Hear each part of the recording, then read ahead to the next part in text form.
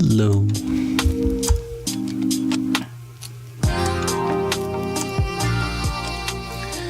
How's everybody doing?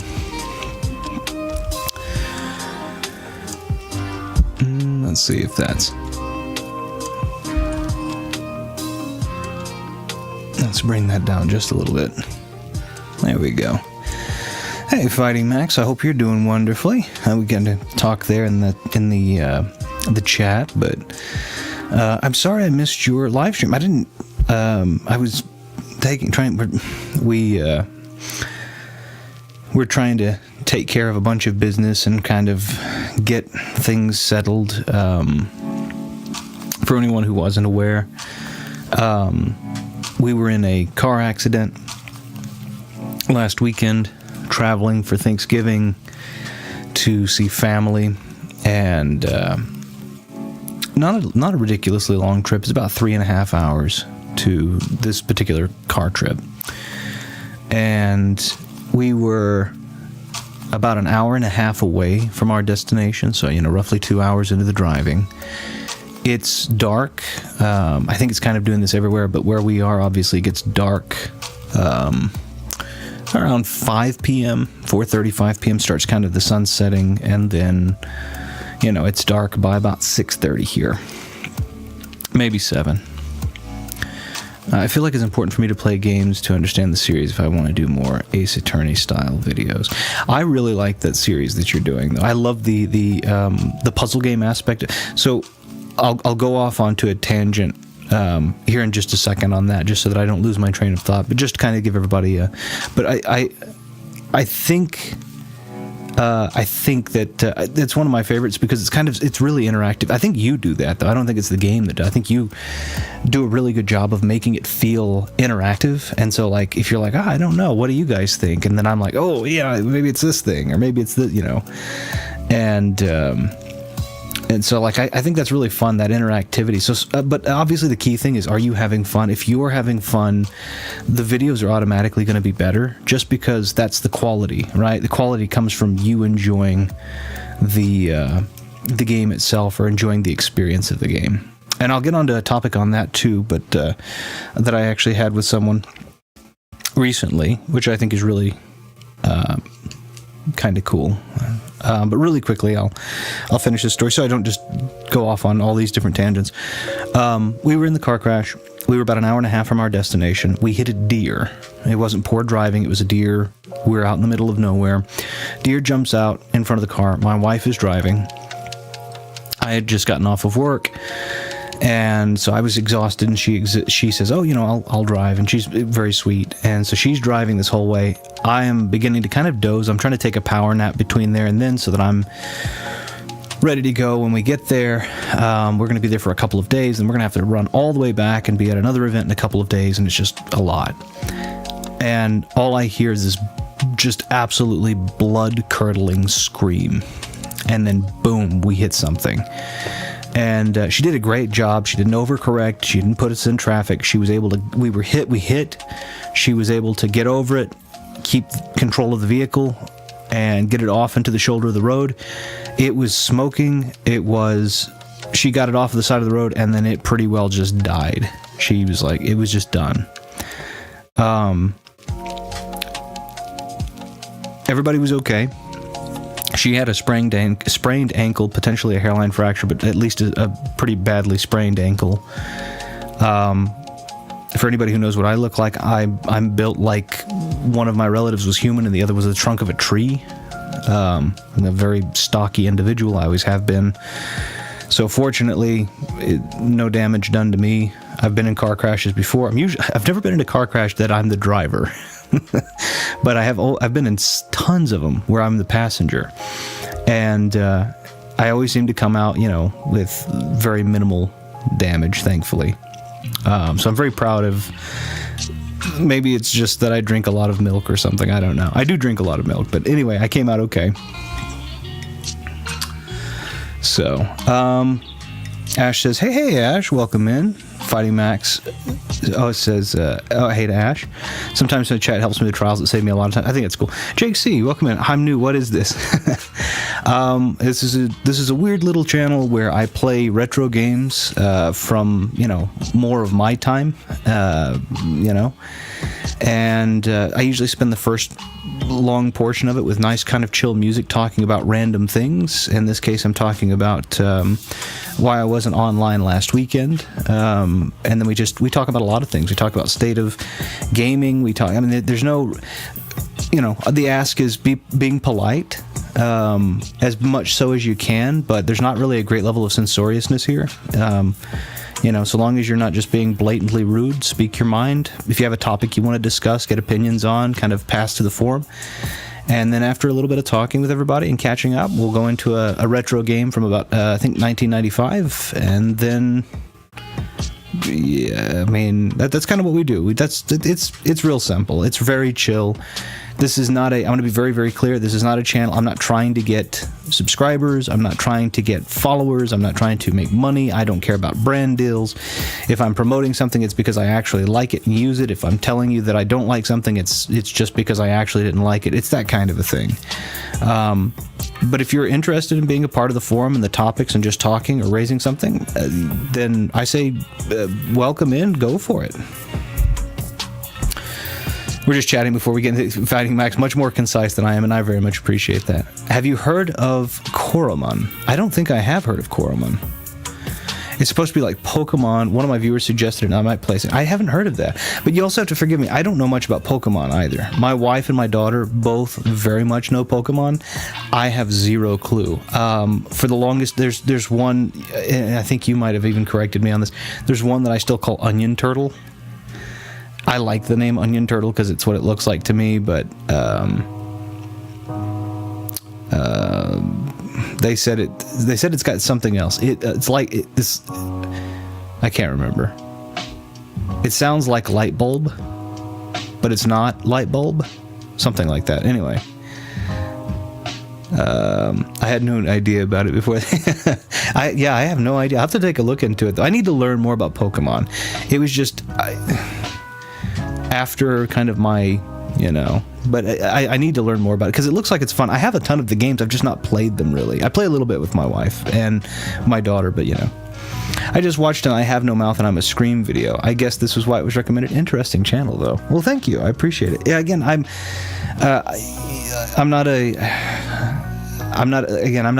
don't do this because I started doing this Bulbasaur. Yeah, that sounds, yes, I call it Onion Turtle, but I like it. No, it could be. It's probably because you watched I Have No Mouth and I'm a Scream. That's what I play. I kind of just play the games that are fun. I usually focus on retro. I kind of pepper in some newer games here and there. The whole purpose of this, again, I don't care about the subscriber number. I don't care about the like or dislike number. None of that matters. I'm not really focused on that. I'm just focused on sitting here and talking with people that are awesome about things that we commonly enjoy. I've given this story, but I'll give it again. I started the channel. I started recording stuff for the channel back in 2016. I started putting stuff up in 2017. Just to kind of make fun, have jokes, just do something I was enjoying and show it because everybody was so divided, and it was due to politics back then, and we've had kind of similar iterations of that coming forward. Thankfully, most of that's done. My interest was to just lay all that to the side and say, can we come together doing something kind of fun like play a video game? And that's what I do. So I come here to talk with cool people about whatever kind of sounds fun to talk about, and then play games. And that's pretty well it. This is not a numbers channel. This is strictly a let's have fun or let's talk kind of thing. But I appreciate that I appreciate you found it and found it interesting. If you want to kind of see what we're about, you can. There's, I've done a pretty good, I usually do this just about every week. You can take a look at some of the older videos, see if you like those, the format and the games, but, and maybe that'll give you a good idea. And if it's not your cup of tea, not your cup of tea. No worries either which way. You're welcome here as long as you want to stay. Certainly, as I've been in this community a few months and I've been enjoying myself, you've been awesome, Fighting Max, and I've really appreciated your input and you talking with us on. We've talked about all kinds of cool things, all kinds of topics, especially gaming, and it's been nice. It's just been really nice to have you and to get to talk with you. I've got. I don't know. I enjoy it. I don't think a lot of this happens. Maybe I'm wrong. Maybe I'm wrong. I'm not on the internet in the same way a lot of other people are, which means that my opinion is probably a little less valid than others. I just think that just coming out and talking and doing so with a level of decorum and respect, but also not, again, being censorious and just kind of talking about whatever. I think that's a skill a lot of people are... I don't know. I think it's something that's kind of atrophying for a lot of people. Maybe I'm wrong.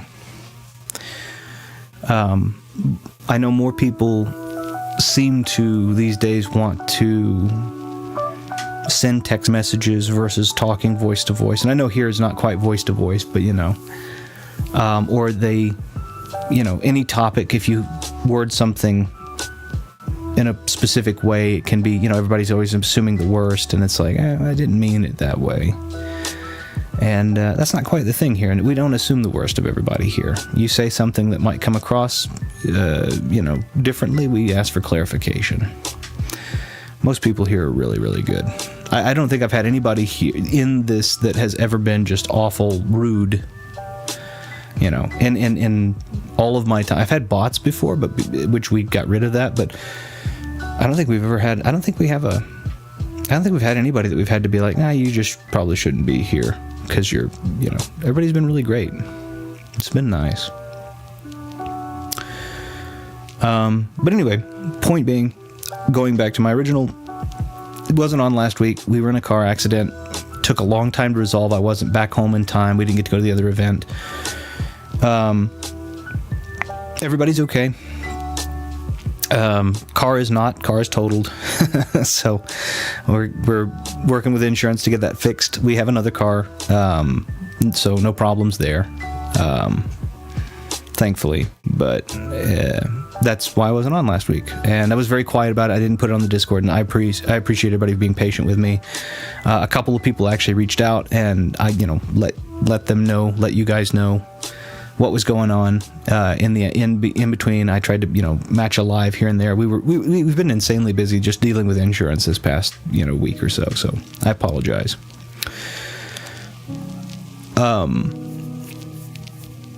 Let's see.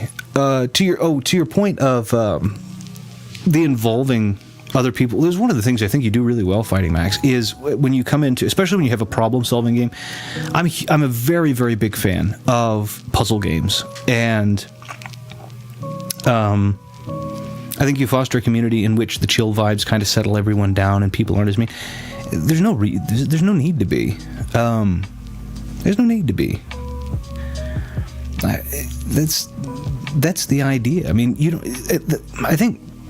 I appreciate that. I very much do. I think there are three major things that I think help benefit that. I don't think it's to be credited, and I appreciate that you did. I don't know if it's to credit me. I think it's really a testament to everybody here. Number one is that some really off-the-wall things sometimes get said just in jest or by a random passerby. Maybe there's a language barrier. Nobody seems to assume the worst. Everybody always kind of seems to assume that they didn't understand. Maybe, hey, rephrase this and that and the other. I think that's super important. If somebody says something that comes across a little bit abrasive, the first reaction isn't, oh, you're awful. The first reaction is, hey, maybe I misunderstood. That's, I think, really awesome. And people have done that. Everybody in this, I think, chat, with exception to Jake, who is new in this, I think is really great at giving that benefit of the doubt. Number two is people aren't willing to just shut down other people. It's, even if they disagree, we've had disagreements here in the chat. I've disagreed with Ash on things. I think Fighting Max, you and I may have disagreed on, no, it was Undead Necro Knight, I believe, who was here. We had a disagreement on top games, that kind of thing. It's okay. I don't need to change their mind. I enjoy this one better than that one. They enjoy that one better than this one. That's cool. That's what makes the world go round, and I love that. I really don't need to change anyone's mind. And then the last thing is just the way that everybody seems to talk is a way that isn't just pointedly and intentionally awful. It's very, very, the people that I have the pleasure of speaking with here are incredibly eloquent and very well spoken. And I think that's amazing to have so many people that are that way. From Ash and his sense of humor and comedy, which comes in and brings this kind of light peppering of levity to everything, which I think is great. I'm not very funny. I'm just going to be honest with you. I'm not a very funny individual. I wish I were more comedically inclined, but I'm not. To having genuine, just deep conversations with you fighting Max, and with Ash, of course, and in the case of Gaming Today and Omega Ace and all of those, it's just really nice. I think those three factors, and again, a testament to the people in here more so than myself, I think is amazing. Plus, you're a smaller channel, so there's a lot less of a chance for a random person to be mean in your chat. Yeah, that's true. That is a good, and I think maybe that's part of the reason. I mean, it's certainly something I haven't thought about in depth, I think. But maybe that's, I'm just not interested in numbers. I understand channels who want to grow and make it maybe a viable side hustle, so to speak, or income, this and that. I just don't. I don't care. I'm really here to talk with people. If my channel grows, it grows. If it doesn't grow, it doesn't grow. I'm not really upset about it either way. So maybe that's the consequence of that, is being a smaller channel. I don't have to worry about that. I can just kind of talk with awesome people. Also, you treat every separate chat member as a person instead of a collective, which strengthens the relationship between chat and you. Yeah, I never really liked. That's a good point, Fighting Max. I never really did like the. I understand why some people do it, but they always, Lyric is a good example of this, and I know of his stuff because he's been doing it for a decade, and but it's always, what do you think, chat? And I'm like, I can say that, what do you think, chat? And that's fine, but then when I start getting opinions in, it's kind of nice to be able, or conversation topics in, it's kind of nice to address those with the person that brought those up. And, instead of treating it as a collective.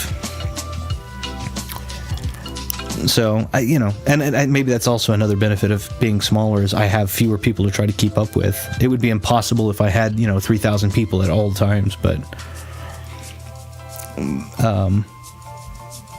I think I would put a disclaimer on that as well and be like, I really apologize if I can't get to everyone's. I'll have to pull out what I can see and what addresses this and that, and so it would be difficult. I'm certainly guilty of saying chat is a collective, but because I have people who interacted with me before, primarily I know them more instead of just.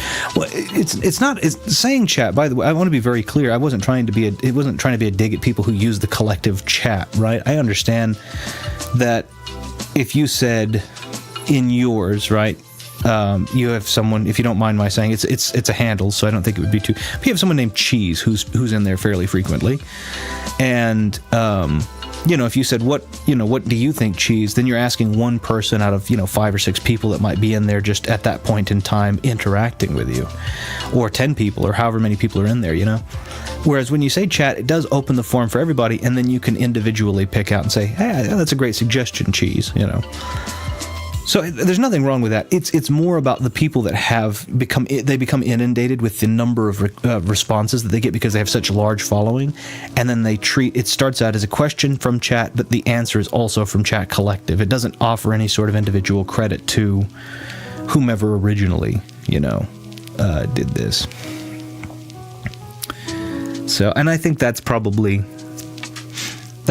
one of the things that I like to try to avoid doing is I like addressing everybody as an individual, as much so as I can.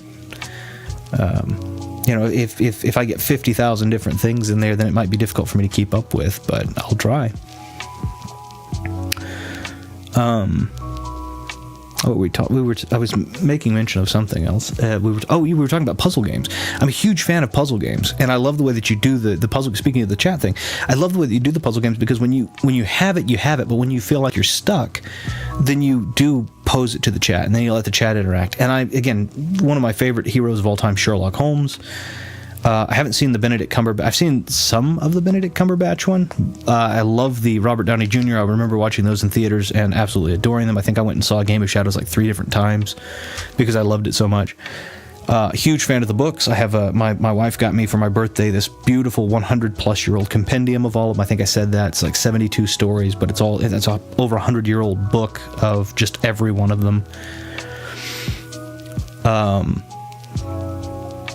It's really nice to kind of do that. So then when you have this puzzle game, you're like, I don't mind you getting involved. I'm like, that's so cool. I love to solve those puzzles, or try to.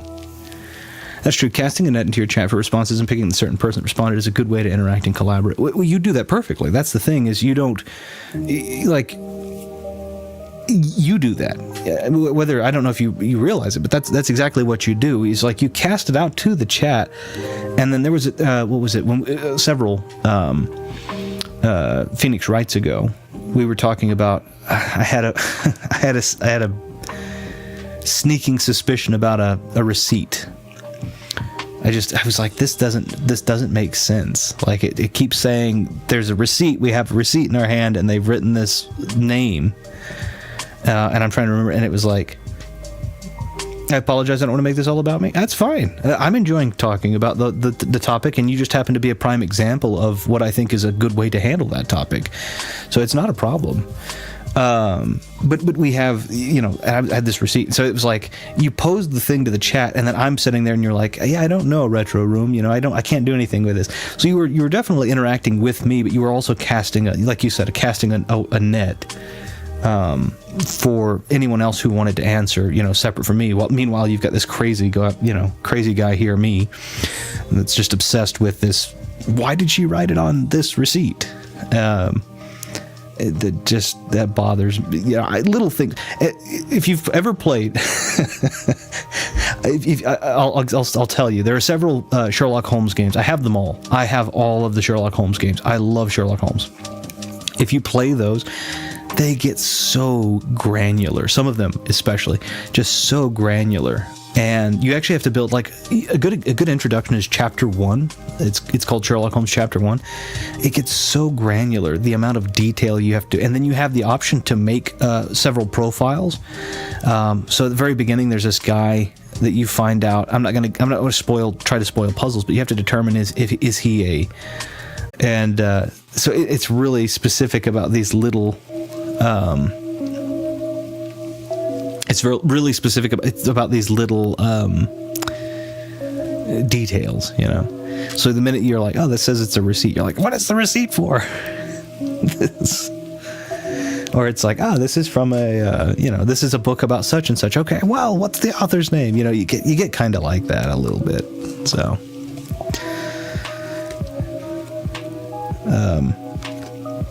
but no, it's perfectly fine. I love the way that you do the puzzle games. I think it's great, and yeah, I think it's awesome.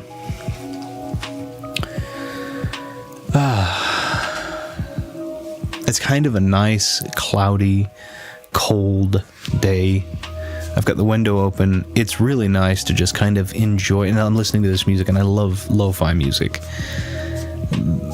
And a lot of times when I do this, we get about 10 months of just blazing hot summer. Only now, here in December, have we begun to chill, right? Literally, and it'll still be 70 degrees, 2 days from now. But it's just nice to get to sit down and talk. This nice chill weather coming through, this nice chill music coming through, and then now we have, soft comedy. It's just really nice to sit back, take a breath, enjoy. I probably need to go and get water before I start the game, so I'll probably take a really brief intermission here in just a second to go get, I forgot, I normally have my green tea, I didn't do that this morning. Go get some water to keep my throat from drying, so that my voice doesn't sound too terrible. I'm not necessarily that it's, I have a pleasant voice in the first place, but if I don't want it to sound absolutely grating, Doing those puzzle games are certainly tough, but it's rewarding when you can figure it out. It is. It's really nice. I love puzzle games. I love good examples of puzzle games that I have enjoyed. I love the Professor Layton series, which those are unabashedly just puzzle games. There's some, like there's one called Unwound Future, and it's like the music is good, the story's good, the puzzles are so nice. I think I've been having seasonal allergies. I've been feeling my sinuses being stuffed for the last 2 weeks or so. I'm sorry. I hope that clears up a lot. I'm very fortunate in that I don't really have allergies. It doesn't, like, the weather changes, I'll have like a day or two I have to adjust, and then after that I'm usually fine. My wife, very much the opposite. She has the worst, and we live out in the middle of, podunk desert farmland. In some cases, it's, we've got lots of patches of nothing, but then we have patches of farmland that they are artificially, they've got irrigation systems on them, so they're artificially made more viable, and it's stuff like cotton. And she just has the worst time. The only major allergy that I have is sunlight. Direct sunlight causes me a great amount of pain and discomfort. So when I get these nice overcast days, I still have to wear clothing that covers pretty well everything to be safe. But it doesn't hurt as bad. I don't have any allergies either that I know of, but something just kind of happened here in seasonal cause. That makes sense. I mean, if the only thing that's been changing majorly is the weather and the crop and the weather, basically, and then all of a sudden you're having, sniffles and sneezes and congestion, then it makes sense. That makes a good amount of sense. For me, it's just sunlight. My skin has very severe reaction. I don't suffer from albinism. It's a different condition. It's a cellular condition. But my skin in direct sunlight for too long, and too long can be just 5-10 minutes, but causes very severe burning.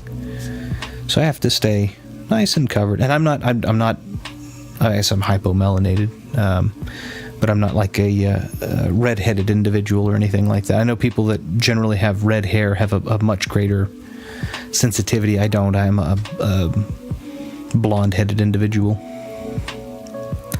Kind of like pollen making. Yeah, I can understand that. Well, and I don't know where you are, but if you happen to be anywhere near cotton's being baled up right now for a lot of for a lot of farmland. If you happen to be near any cotton fields, that's all being baled up, and all of the particulates of that which isn't being made baled is being put into the air. So it's just like, hope all is well. Yeah, everything's going all right, Ash. I appreciate you for checking it. We're doing a lot better now. I mean, we all things considered, we did have to total the car. I know you are familiar. You reached out, which I very much appreciate. We did have to total the car, so insurance has still got to pay us out for it. We have another car, so it's not a huge deal, but it's it's one of those frustrating things. It's going well, just more of an annoyance. Yeah, absolutely. Not being able to breathe through your nostrils, both nostrils, is very frustrating. Sneezing, cough. Sneezing is the second. I've said this before. Sneezing is the second least favorite thing that a human can do. I don't care if everybody else sneezes, because a lot of people find relief in it. I don't like the sound. Doesn't bother me. I don't like sneezing. It is the second least favorite thing that humans do. That I do, I should say. So. Yeah, everything's going well, Ash. And I know we talked a little bit. I hope everything is doing. I hope everything's going pretty well for you as well. Barring circumstances.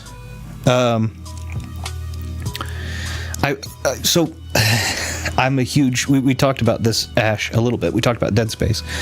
Side note. It was on Game Pass. I was excited. Okay, I'm going to say something about this. I don't know if anybody's excited about this. My favorite actor in the world is Harrison Ford. He has been my favorite actor for a long time. I love everything I've ever seen him in. I've loved. Even if I didn't like the movie, he's great. One of the movies I didn't like came out in like 2010. It was called Extraordinary Measures. Him and Brendan Fraser, who I also think is great. I just didn't care for the movie all that much. They did a great job. American Graffiti, he was in for like 5 minutes. He's the hot rodded cowboy hat guy. That came out in the 60s or 70s, late 60s, early 70s, something like that. And then there was obviously Star Wars, where he's Han Solo, which was absolutely one of the coolest characters out there. And then in the 80s and 90s, he was doing I think it was mostly in the 90s, but he was doing like movies like The Fugitive, which I'm a huge fan of, Clear and Present Danger, one of my favorite movies of all time, The Patriot Games, Air Force One. In 2006, he did one called Firewall, which I love, with him and an evil Paul Bettany, who plays the guy that plays Vision, who does an amazing job. Huge fan. In the 80s, Indiana Jones. And they just came out with an Indiana Jones game, and it went straight to Game Pass, and I don't even care. I am so excited to get to play that. I love Indiana Jones. So I am so excited to get to play. I downloaded it yesterday. It's supposed to be available today. I'm so excited to get to play it. I want to play. I haven't played an Indiana Jones game since the original Xbox. I played the point and click ones they have on GOG. LucasArts has on GOG, which I love, but they had one on original Xbox. I think it was it Circle of Doom or something like that? I can't remember. It wasn't Temple of Doom. It was something else. It was something similar. Anyway, they got a new one out. I'm super excited. I want to play it. I'm going to play some today if I get to. Retro, do you watch a lot of stand-up? I don't watch a lot of stand-up comedy. Yeah, I don't watch a lot of I've seen stand-up comedy. My favorites were, when I did what I do get to see, I think my favorites really have been back in the day, it would have been Norm Macdonald. I like Norm Macdonald a lot. And then more recently, what I have seen, I kind of like Bill Burr a lot. Kind of a lot is an oxymoron. I like Bill Burr. What I have seen of his, I liked a lot. There we go. But I haven't watched a ton of stand-up comedy, to be honest with you. I don't watch a lot of TV, if I'm to be honest. I play games and I read a lot of books, and that's about the extent of my entertainment. Is there someone that you would recommend that is there someone that you might recommend that I watch, or? Again, I'm not. Part of it is also just my sense of humor. I don't. Jokes have to be really kind of animated for me to get them.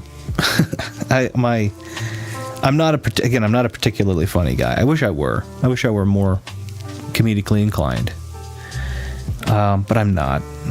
I like to do. I have a lot of hobbies. I do a lot of I love playing cards. Not playing cards. I don't like playing card games. I love a deck of playing cards. I do a lot of stuff with those. People who know me have seen, I used to do a thing on this channel a long time ago called Shuffle Sesh, where I would just show people all the fancy cheaty ways. This was years ago. But all the fancy cheaty ways people could take advantage of you way back in the day. Back in the casino run, the mafia run casinos and stuff, where you got cheats at the table. Not a thing they do today. I love to draw pictures. I like to draw, sketch really a lot.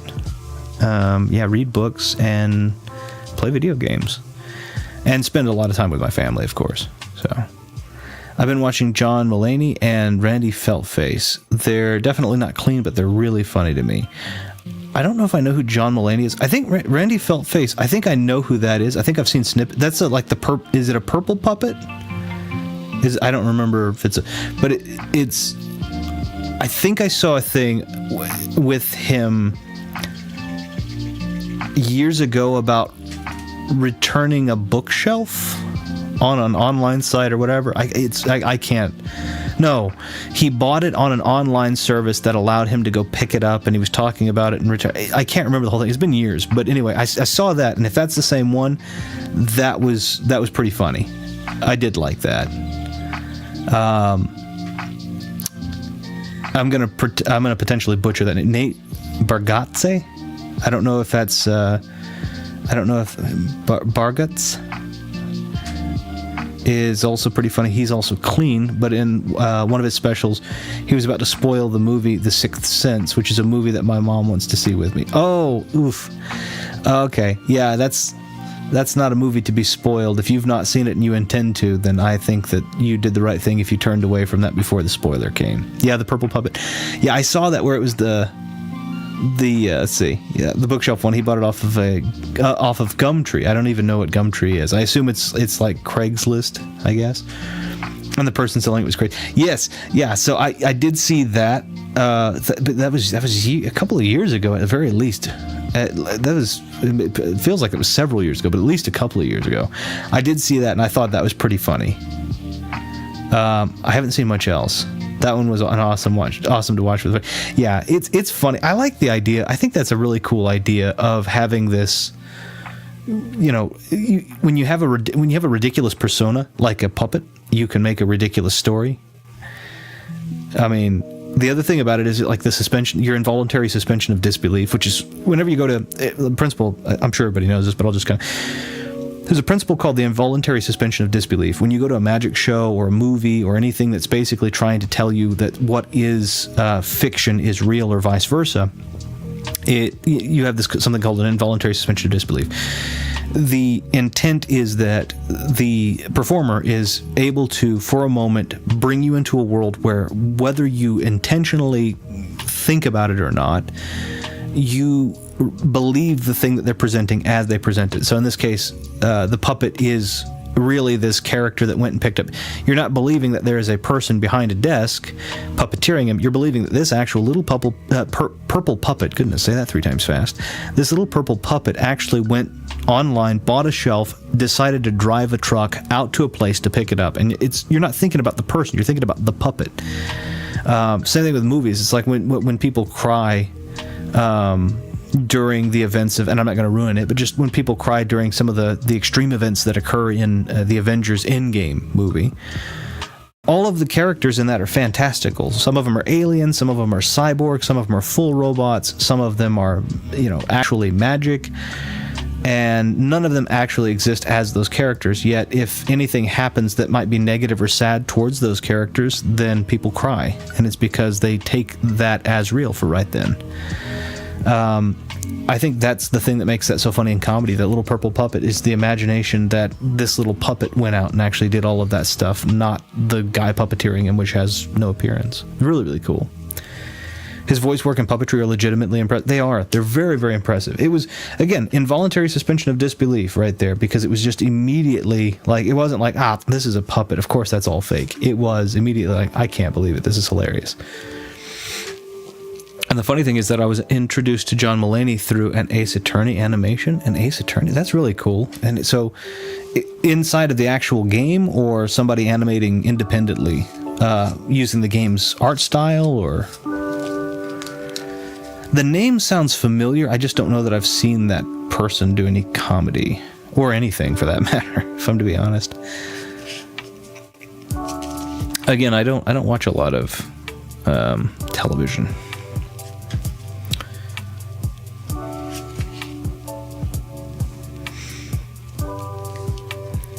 Animating a scene using characters, but it's that's cool. Okay, so it's kind of like they do that kind of thing. One of the channels I do watch or listen to. Basically, we're working the script. Yeah. So one of the things I do listen to, we did my. I had YouTube, and when I'm doing something else, I'll have YouTube on in my ear. And I usually listen to. I had a conversation. Ash, you and I had a conversation about this, and so I don't mind divulging what I do to everybody else. Obviously, I won't say anything. But we were talking about, if you don't mind, the general topic. Let's just say the conversation came about watching game coverage, news game coverage, and things like that. And I think it's, me personally, as far as like game coverage goes, I really don't like to watch reviews very much. Like, I don't care whether someone else randomly did or didn't have fun with a game. That's not indicative at all of my, I promise I can explain how this gets on to the topic, but it is a little bit of a left turn. But anyway, I don't really like to watch reviews because, firstly, a lot of the people that are doing the reviews are overworked, and they're not playing the whole game. They've got this deadline, and they're playing the game that they're playing under a heavy crunch, and this and that and the other. And so it's not really indicative of what my experience will be, because I'm going to sit down and I'm going to play it for leisure. And so I really don't care about watching a lot of reviews or taking a look at a lot of reviews. If it just so happened that I'm looking the game up to see when the release date is, and then the preliminary reviews pop up at the bottom, I'll see it. It doesn't really have a great influence on it. If I'm excited about it, I'm excited about it.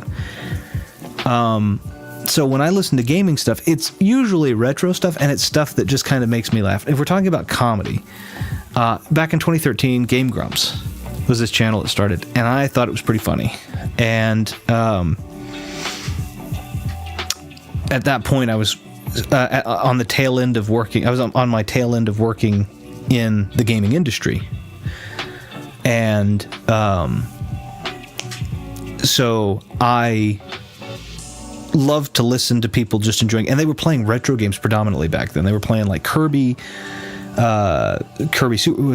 Superstar, Castlevania. There was some kind of newer stuff, like at that time Super Mario Bros. Wii, which was not that old. I think that came out in like 2009, 8 maybe. So I mean, that's not that far off. They were playing like Jeopardy, and so and so I like listening to them just play these old games and then laugh and make jokes about it. And now here we are, over 10 years later from the beginning of that channel. I still like to listen to those. I have my own little playlists built of the ones that I like. And yeah, they've jumped on the trend recently of, I'm going to play, what is it? I'm on observation duty. And I know that they're playing the algorithm game. They're doing what they can to get views because that's what makes them money. I don't care for those. I don't really like those. But I know what they're doing, what they're supposed to be doing, or what they want to do. They have had like Bayou Billy, which is a game from the 80s, and The Uninvited, which is a game from the 80s. No, late 80s, early 90s. Anyway. So I build a playlist of all of the retro stuff, and I'll literally just listen to that when I'm, if I'm washing dishes or I'm doing something like that. That's on in my ear, just causing me to giggle. That's kind of my thing. And so my point in all of that is they actually have animators that animate their skits in the style, sometimes of the game that they're playing. And so I kind of get the likeness. I know that was a long way to get there, but the point was I have a frame of reference. It's not quite the same, but I think I have a frame of reference. I feel old sometimes with some of the things I like. I watch The Price is Right sometimes when I'm sick, and now I watch John Mulaney, who is mainly has an older audience. I've watched some of those animations. They're really good. Yeah, they're really fun. It's just they're fun. I like the old ones a lot, so I watch a lot more of the older ones. Again, I usually watch what they played on the NES and the SNES and the Genesis. I usually don't watch a lot of the newer ones. There are a couple of them that they'll do that I'm like, that's pretty cool. But like they did Resident Evil 8. And I love Resident Evil 8. I think that's my favorite Resident Evil game. I watched them do that. I thought it was cool. But when it comes to most of it, it's like, what do they play on the NES and stuff? And most of that stuff is like they did they did like Mike Tyson's Punch Out. They did all of Castlevania's. They did 1, 2, and 3, and 4, and Dracula X. So I watch a lot of those. It shouldn't make you feel old, though. I mean, maybe it's just that you have a more mature sense of humor, and you want people who can appeal to that. And I know that a lot of... I can't say if it's still the case, but I know a lot... The newer that comedy seems to have gotten, the more shock value seems to try to be inserted into it. And it's not saying something that's actually funny. It's just saying something that is intentionally vulgar or intentionally shocking to jar maybe a nervous laugh out of somebody. And so it's really nice when you have somebody who appeals to an older audience because they are willing to set the joke up. Norm Macdonald would do that. That's the reason I liked him. He would do that. He would have the shock value, but then he'd actually set up a long joke, but then he'd get tied up on like 3 jokes in the middle.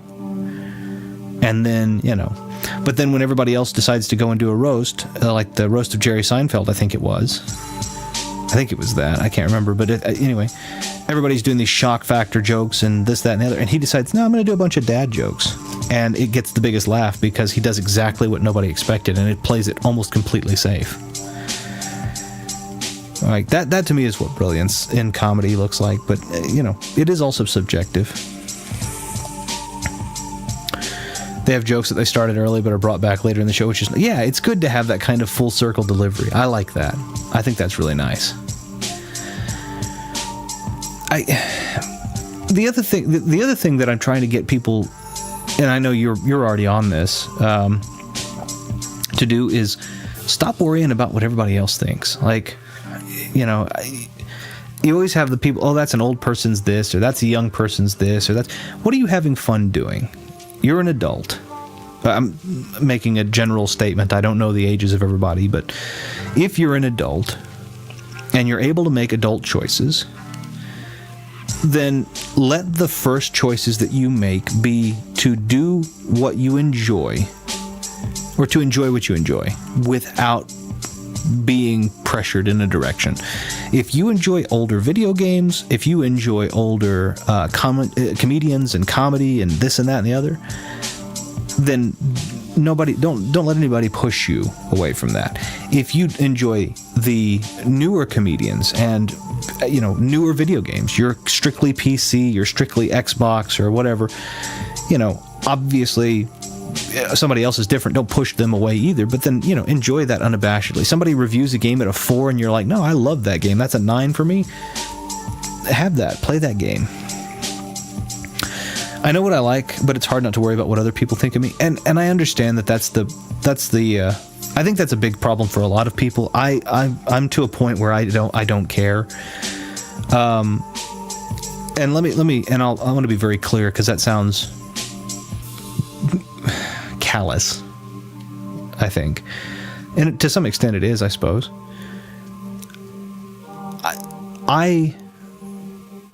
However long, whatever you believe happens after you die, you have a finite amount of time in this existence.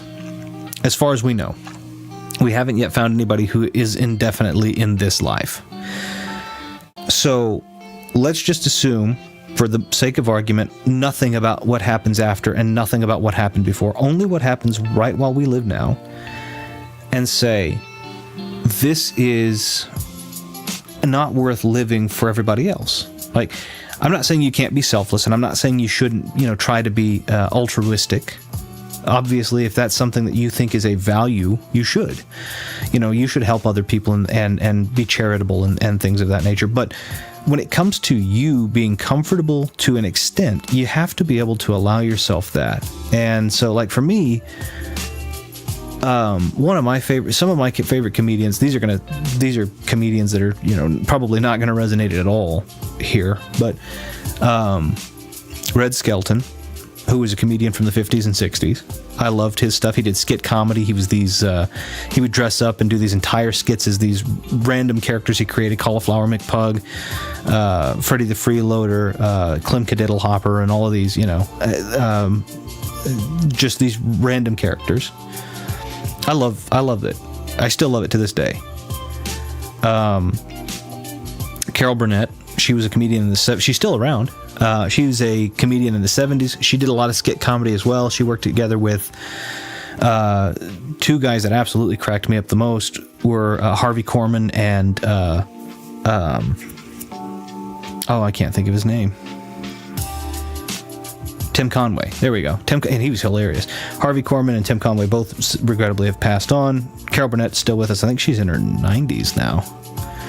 Or 80s. But she's 80s or 90s. Something like that. But anyway. And Vicki Lawrence, who started a bunch of stuff. I don't care. Like, that's old stuff. That's stuff from the 50s, 60s, and 70s. That's fine. I don't care. Somebody's like, oh, that's old people comedy. Well, okay, you don't enjoy it, then that's fine. More for me. It's really the same amount for me, but I just enjoy it. It's deep in everyone's subconscious to gain recognition from others and not have things that you like be things that are weird to others. It's human to think about it, and this is especially so with me. The rise of social media. Yeah, see, and maybe it's something that comes with age. Maybe it's something that I just have a defect on. I've never really cared all that much about what people, even when I was younger. I dressed in what I liked. I dressed in what I wanted to wear. I didn't have a great amount of clothes. We were not wealthy. We weren't even just kind of poor. We were dirt poor, as in didn't eat full meals every day. Didn't always have a safe place to stay,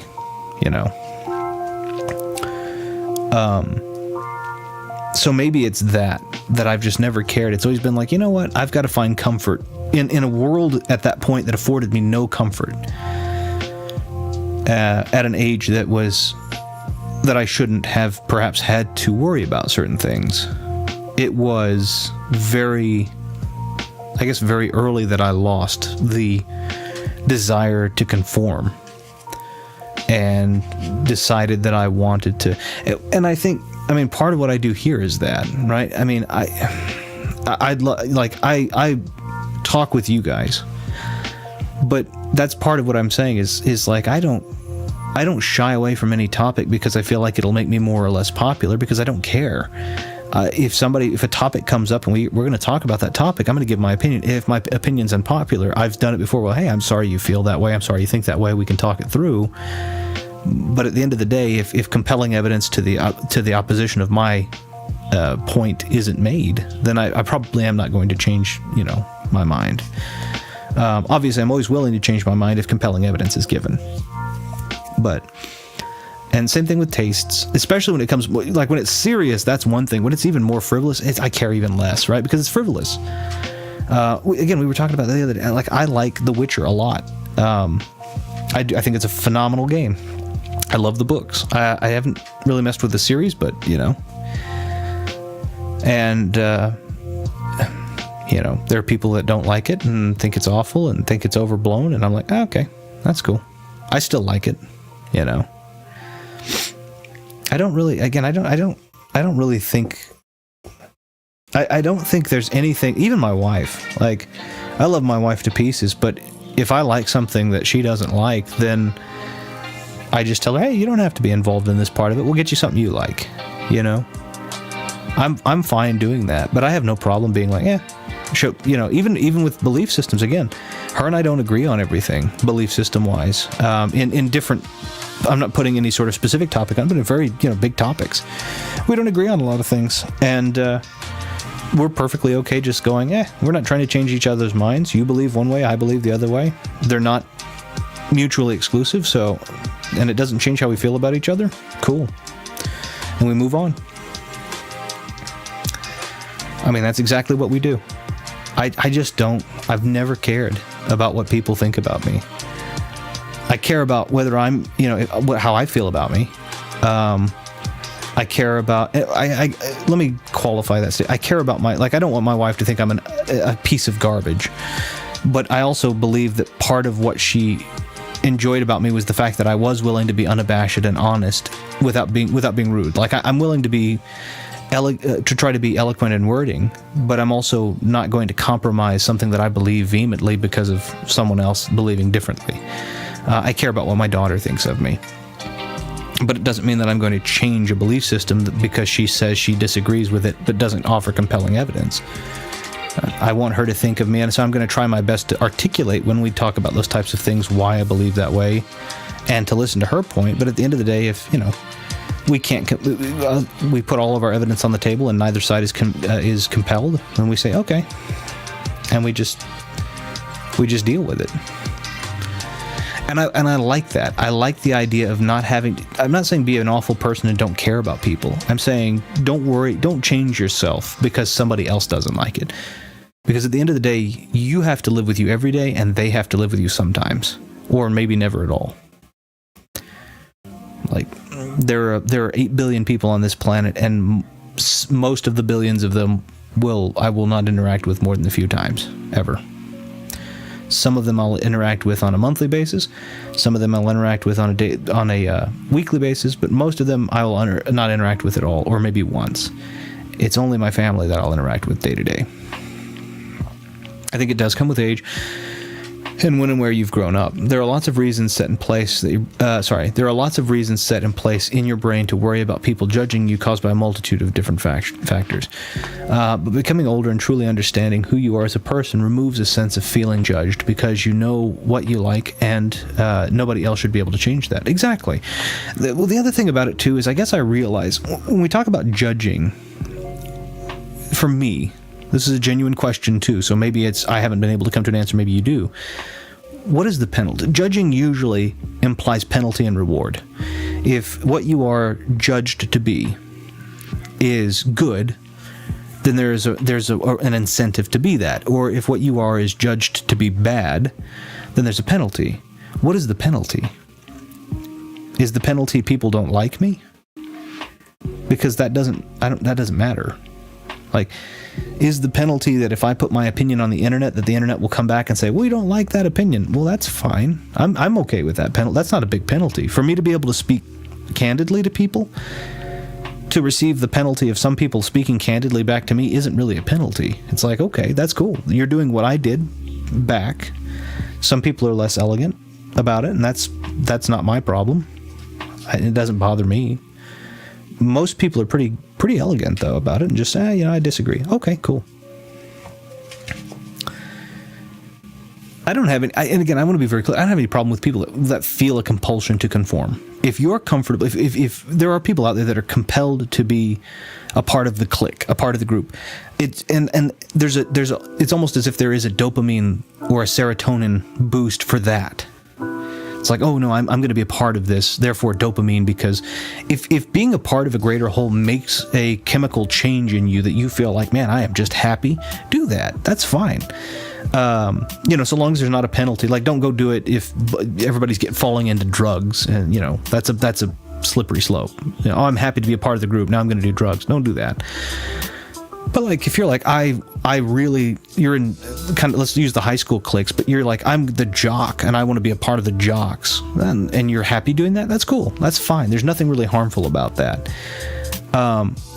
When I was in school, those cliques still existed, and I wasn't a part of it. I was a part of all of them, and I wasn't a part of any of them. I played football, but I didn't fit in with the jocks because the jocks were really good at football and they made really not good grades.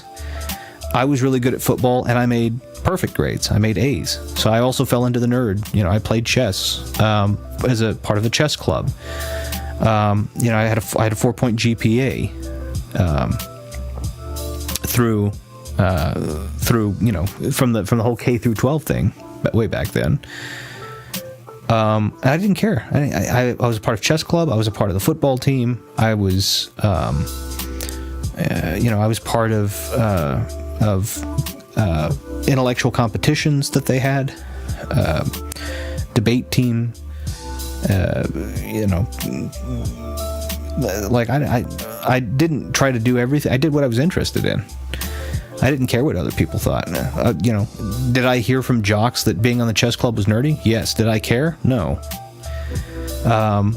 Jocks were all like, yeah, I'm fine just making C's. I wasn't okay with making C's. I wanted A's, so I made A's. And you get made fun of from the jocks for doing that, but then you go out and you play football, you get made fun of from the nerds because you're not really a true nerd, and you're like, I don't care, doesn't matter. I still beat you in chess, didn't I? So it's kind of that thing. So even when I was younger, I didn't care.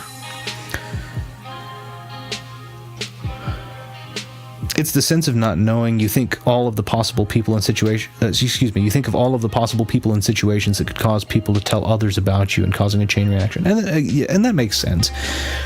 I mean, the question is, what would your reputation become? Who you are. Everyone hates you for who you... People are... But that's the statistic, right? Everybody is going to... I've said this before, and some people disagree with it, and that's okay. But who you are is two things, right? Number one, who you are is, and this is the one that I believe should matter, is nobody else is around. Nobody else is around. Let's just, for the sake of illustration, you're the last person on Earth. What would you do? Right? Not assuming you'd go out and like break into stores and do all that kind of, like, we're not talking about apocalyptic. We're just saying, for just today, everybody on Earth disappears. And you can do whatever you want, within reason. You basically know everybody's going to come back tomorrow, and they're going to know that, you got to follow some laws. But as far as being a person goes, nobody's going to know. What would you do? What would your ideal day, with nobody knowing what else you were doing out there, what would it look like? Would you sit around in, pajamas and socks and play video games all day? Would you go outside and play racquetball, or whenever you pickleball or whatever it is? But anyway, one of those, right? Racquetball with a wall. Would you sit back and read a book next to a fire on a cold day, or out in the middle of a sunny day what would you do? It's an irrational fear, yet one we have all. Yet one we all have in a sense. I could see that. Again, I could see it being an irrational fear. Again, I'm a defect. To use the words of a 29-year-old Joe Biden, he was trying to get into an office. You had to be 30 years old to get into. He was 29, and he said, they asked him what he was in terms of, they were trying to kind of disqualify him, and he said, I am an anachronism.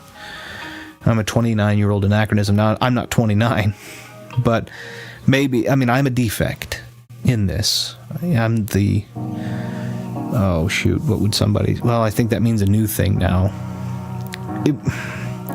I like the Matrix movies, but I think that people have turned that into a real thing. It's not a real thing. I don't think it's a real thing. Simulation theory is fine. I think the Matrix is a movie.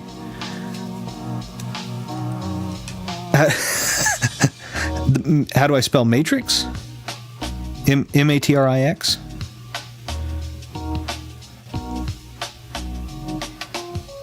Have you seen the movies?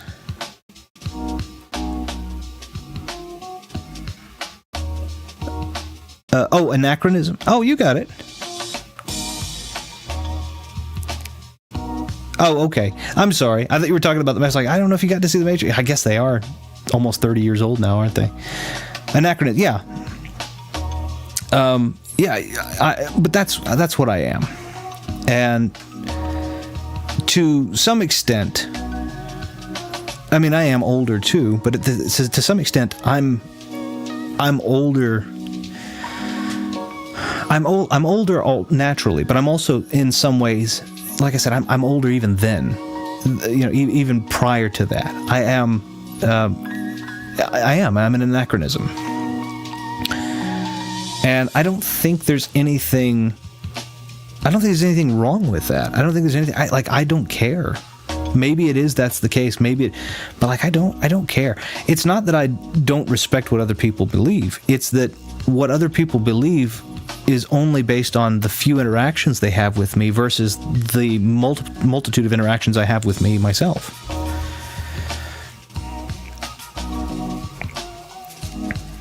And so, I've never cared. I really don't. I talked to, and you're not wrong. You said it was this big thing. I was talking to another gentleman, a friend of mine, a coworker, and he was, he's young. He's early 40s, and we were talking about that, and he kind of said the same thing as you're saying, which I think is, I think you're showing the wisdom of multiple generations here. He said the same thing. He said, I care about what people think, and I told him, I said, I really don't. I'm not trying to be rude. I'm not saying that people's opinions don't matter. I'm just saying that when it comes to matters of identity or this or that, it doesn't matter to me. It's a word I've never heard before. It's a really nice word. Again, the most, I think, at least for me, the most popular usage of it was 29-year-old Joe Biden. He had to be 30 years old to get into this office. He was 29 years old, and he was being told that basically his youthful inexperience was going to cost him issue, and they were trying to kind of cornhole him, so to speak, into saying this very specific thing that would kind of almost eliminate him. And he made mention that he was an anachronism, which I think was a brilliant way of saying it. For anybody who's unfamiliar, anachronism is basically what most people today call an old soul. Which, if you believe in souls, whatever, we call an old soul. But an anachronism is somebody who's basically, maybe mentally or spiritually, however you believe, basically from behind. Like older. Like they may be 29 years physically, but they seem to have the mannerisms and behaviors of someone who might be decades or even centuries older than them. To be anachronistic is to be comfortable being that older internal than you are external. That's anachronisms, or an anachronism.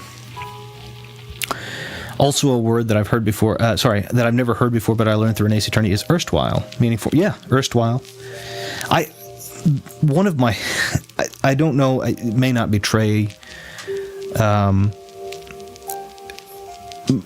I may not betray it by the way that I speak here, as I tend tend to speak colloquially in a lot of instances to be more relatable because it doesn't make sense. But I very much enjoy words. I enjoy the spoken and written language. It doesn't matter what language. In this case, English is my most proficient language. I do have other languages under my belt, thankfully, because I enjoy languages in general.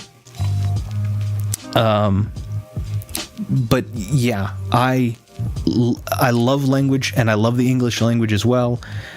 As a result of that, I have a tendency to speak and to write in a more, I guess I would say my lexicon is slightly more broadened, perhaps, than generally used today by other people or by the majority.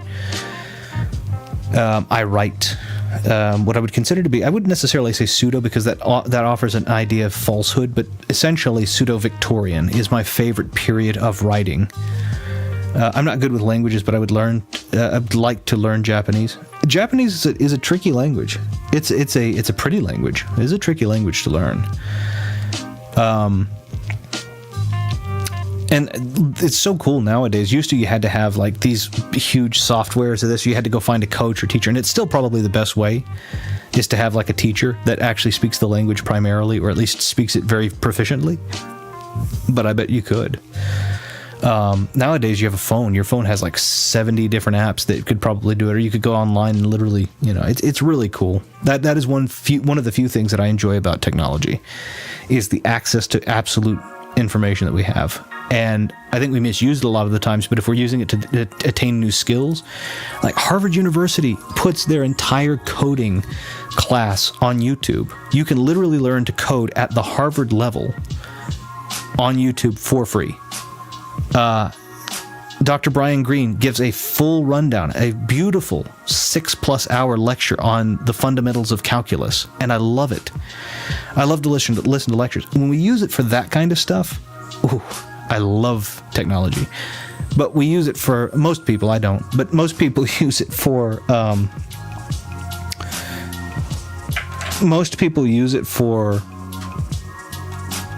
opinions and reading bad news and social networking, and I have zero interest, with exception to this in the form of talking with people and openly discussing in a two-way conversation.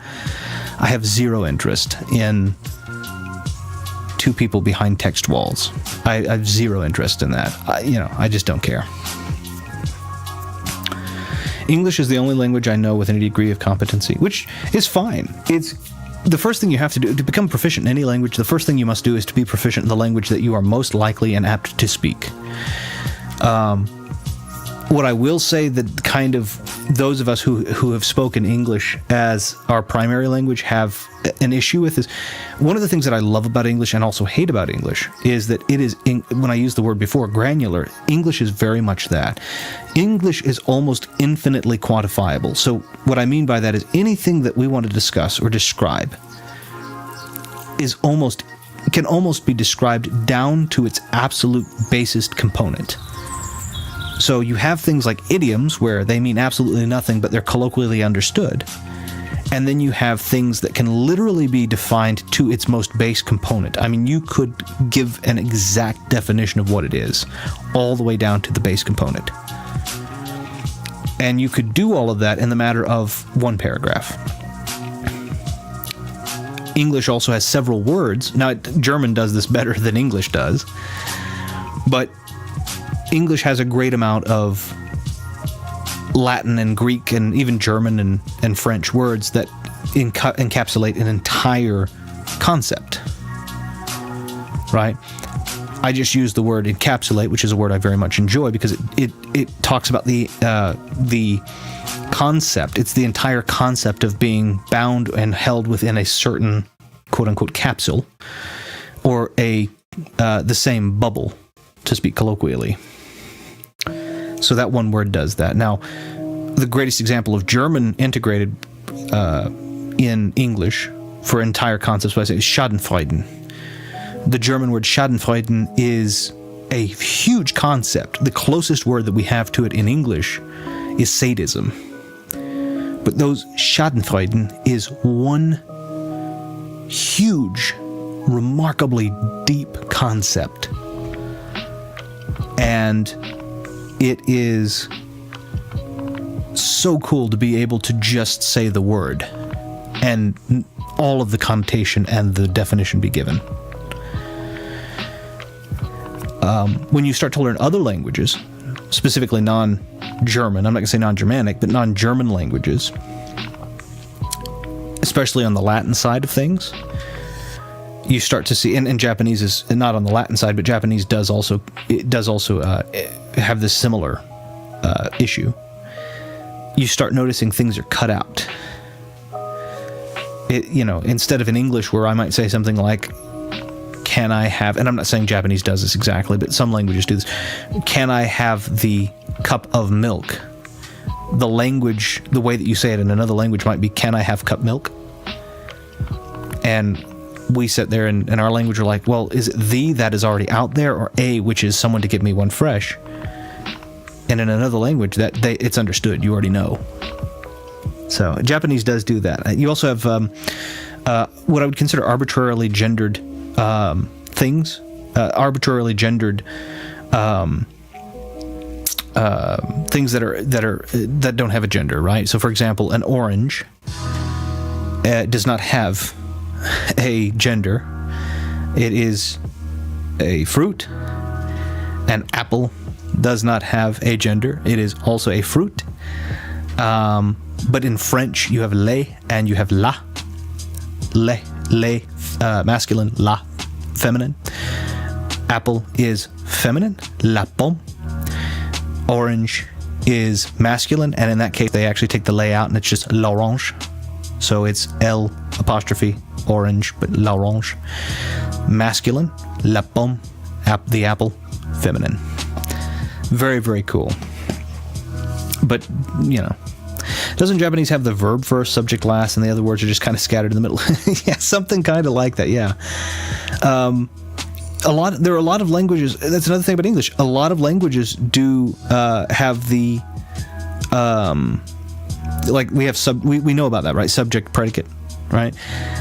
What are you talking about? What are you asking about the thing you're talking about? Or what are you saying about the thing you're talking about? In Japanese, it is what's being done, in what way, about whom. So, a lot of Latin-based languages do the same thing. Spanish does the same thing, to an extent. Not quite the same as Japanese does, but the same thing, where you'll have a predicate-swapped subject. If it's talking about me, then that's going to be subject first, right? Yo quiero, or yo necesito, yo necesito un taza, right? That's, I need a cup. Cool, right? I would say that in the same way in English. I need a cup. Yo necesito, I need un taza, a cup. But if there's some instances where it's not done the same way, you flip it around. So Japanese does that more than almost any other language. I would say Japanese is probably up there. Asian languages, any Asian language, and so that's Korean, that's Japanese, that's Chinese, Vietnamese, they have this really, what I would consider to be esoteric. Obviously it's not, because they know what they're saying, exactly how they're saying it. But to me, it's a very esoteric structure. The only languages that I can think of that are more complicated for me to kind of put in order in my mind are the Cyrillic languages. The Cyrillic languages the Cyrillic languages and select Middle Eastern languages are the only ones that I can find more difficult to kind of figure out than some of the Asia-based languages. And I was just picking those. I mean, obviously there's a ton of languages, and just talking about Asia, India alone, you've got Hindi and Urdu and just so many different languages. So yeah, it's that's the downside. When you learn English first, English is a great language. It's remarkably, it's remarkably concise to the point of having words that are vestigial, and yet, if you learn it first, it's very difficult to learn the other languages. The Japanese letters look very nice, and I'd love to go to Japan and be able to recognize it at least somewhat. I think that's a great idea. yeah, kanji is beautiful. Kanji is very, very beautiful. So I don't disagree with you. And Japan is one of the vacation areas that my wife and I are very excited to go to, and so I completely understand and respect that. I think it's really nice. I think it's a really good idea. Well, so, but I think again, maybe you're already doing it. I think there are tons of different. I do think there are tons of different applications or websites that you can go to where you can actually just learn the languages. So it might be worth doing some research on. I feel like learning multiple languages at birth gives you the best chance to understand more languages in the future. Most likely, you have two types of IQ that are kind of measured, or two types of intelligence rather. IQ's, it stands for intelligent quotient, which, in my opinion, is somewhat esoteric when it comes to the metrics under that. Usually, what I would say, and maybe I'm wrong, some people say there are 5, 6, 7 different types, and perhaps there are, but when we're talking about it, I think what IQ really comes down to is the ability to memorize and understand the application and use case scenario of the things that you memorized. That's what I think. And you have two really fundamental types of this. You have crystallized or crystalline, either way, which is the ability to remember something that you know and have cemented it in your mind. And then you have what I think they call as plastic IQ, which is the ability for a level of malleability, the ability to basically pick up a skill and learn it or commit it. Adaptability, basically, mental adaptability with a good amount of memory. As you get older, the flexible IQ, let's just call it that I think it's called plastic, but the flexible IQ, so to speak, the potential for it does kind of have a slight decrease, and the crystallized IQ has a tendency to increase and level off. So when you're younger, you're basically picking everything up. Everything you see is imitatable, like a little raven or like a little parrot. And then when you get older, you start to learn things, and then you start to say, well, I'm not going to actively make changes, and you kind of put your own roadblocks up. You stop imitating things. I think if we could make a conscious effort to be a little bit more silly, but imitate what we see, even if it's at risk, I think to the tie in what we were talking about before, to try it, even if we look silly, like go out into public, and if you find somebody who speaks it, try to speak it with them, even if it's clumsy. Like, I know most of mine are, but if somebody comes in and they speak a language and I don't, I speak a little bit or I'm learning that language, I'll try. Even if I look silly, I'll try. Most of the time, they'll be like, hey, that wasn't too bad. If they speak another language with me and they just prefer, maybe Spanish first, they'll be like, yeah, that wasn't too bad. But, I would have said it this way. And then I learned something else. Or they come back at me with, maybe more Spanish that I don't understand. And then I have a phrase where I tell them, I'm not that far along yet. And then they say, oh, yeah, no worries, but I'm learning. And usually they'll be really good about helping you kind of. So, like, that's what I do.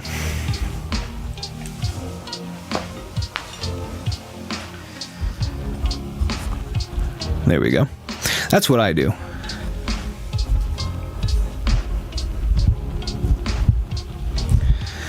I kind of just let people organically help me. Hey, welcome back, Ash. I kind of let I'll at the risk of sounding silly, I'll just try and use the language as best as I can, and then they'll correct me, and then and then I'll commit that interaction to memory. I don't have a lot of motivation to try and learn languages, to be honest, and that's fine. That's an interest of mine. It's something I like. But I'm also older-fashioned, and again, I not only am I older, but I'm also anachronistic, even older internally. So I'm actually physically, externally older than a lot of people here, but then I'm also even older in mind. So my interests are different, and that's okay. Like I said, I prefer to read books. I like books a lot. We have a very comprehensive library at our house, and I love that. A lot of people don't have a motivation to read, and I think that reading is a good thing to do, but a lot of people have let me clarify. A lot of people don't have the motivation to read books. Everybody has the motivation to read internet for some reason, but nobody wants to read a book. And the difference is, I don't know what's going to pop up on the internet that I will or won't like, but in a book, I kind of at least know the topic and the general story.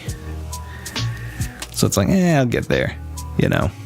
Books, never heard of it. What level would I have to be? Level 1.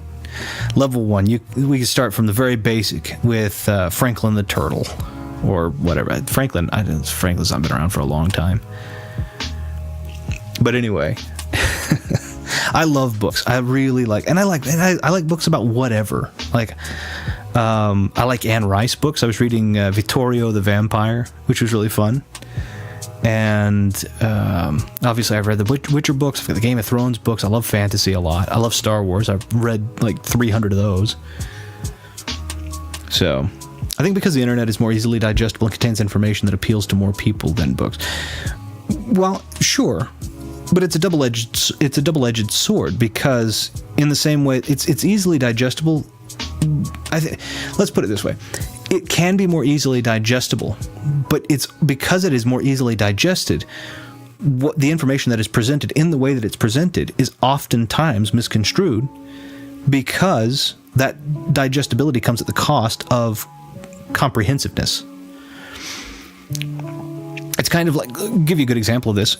You probably already know this, but if you have white bread is what's called hyperpalatable or uber palatable, something like that. Your body, it's a simple carb. Your body can just be done with it it's very refined. So your body's just done with it. It's easy with for your body to do, to get rid of it, but it's also not good for you. It's why complex carbs like whole wheat breads and grains they're less easy to digest, but your body is forced to find what it needs and take of them. Making something hyper palatable means generally that it's not going to be as beneficial. Making something more digestible generally means it's going to be easier for it to go through you without benefit. I hate the internet. Ironic, I know. No, I don't like the internet. I like the potential that the internet affords. I don't like the uses that we've chosen to impart upon it. That's not the right way to say it. I don't like the way we've chosen to utilize it. If you're talking about reading books online, then I think it's because it's more easily accessible to do so. Having all your books in one place is even more complex. No, and I want to be very clear. I have a Kindle. I have a Kindle Oasis. Oops, I hit the mic stand. I have a Kindle Oasis. Touch screen, 2 little buttons, magnetic charge. I have no problem with digital book reading. I have no problem with audiobooks. I love audio. My audiobook library is, several hundreds of titles. My physical book library is several thousands of titles, and then my Kindle book library is several hundreds of titles. I have no problem with the form factor. What I'm talking about is when people opt to go and read social media posts, social media posts or colorized, and I mean this in the way of opinion, not actual, not race or anything. When people decide that they want to read an opinionated post on a very important topic, and it makes it more difficult for them to, the objective on a real topic is now for them to espouse or to disavow a belief system, and there's pressure because of the way that the article's written for them to do one of those two things in their mind, which generally manifests itself in them going and posting almost zealously and overzealously, certainly, in a forum that they haven't really done the research themselves on. They just read this hyper opinionated piece, happened to agree with key factors, and now they're perpetuating that misinformation as a fact because they agreed with certain elements of it versus the critical thinking that's necessary to determine it. And that's the thing about when you read a book. Firstly, the stakes are low. You're reading a book, it's usually an act of fiction, could be an act of fact, but it doesn't really matter. Most of it's going to be fiction, and what your opinion of that book is doesn't really have a major impact. Number 2, your fight is less. If I tell you that the greatest book in the world is The Marble Faun by Nathaniel Hawthorne, and you say no, stakes are low.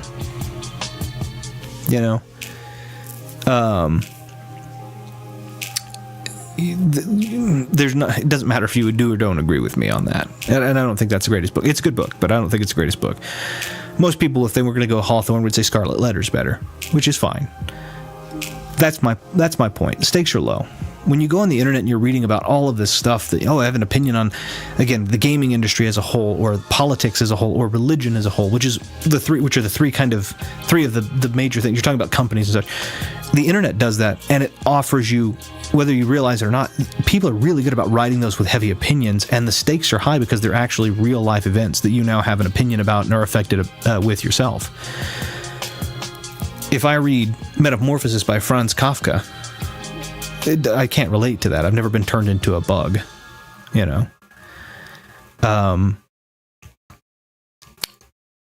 There's a meaning to be extrapolated from that. It's not about me, and I don't have any personal stake in it. It's me trying to extrapolate a meaning that he put in there in the most animated and silly way he could. And so that's why I think that that's the case. But using the diet analogy, making something more digestible doesn't mean making it better for you. And in fact, oftentimes making something more palatable and more digestible means making it worse. Right? Don't worry about it. I've written this for you on the internet. I have done all of the research, and I have a great opinion based on that. So don't feel like you need to go out and cross-reference and double-check me. I've already done all of the research and the thinking. You don't even have to. Just read it and agree. No, don't do that. Whatever you read, inject yourself into it. Do I really believe this? Do I really think? Even when I'm reading a book, who was really the Avengers? We'll go into the movie for a second. Endgame, and I'm trying not to spoil anything. We know it's about Thanos. Was Thanos the bad guy, or were the Avengers accidentally the bad guy? The way they present it is one of them's bad and these ones are good.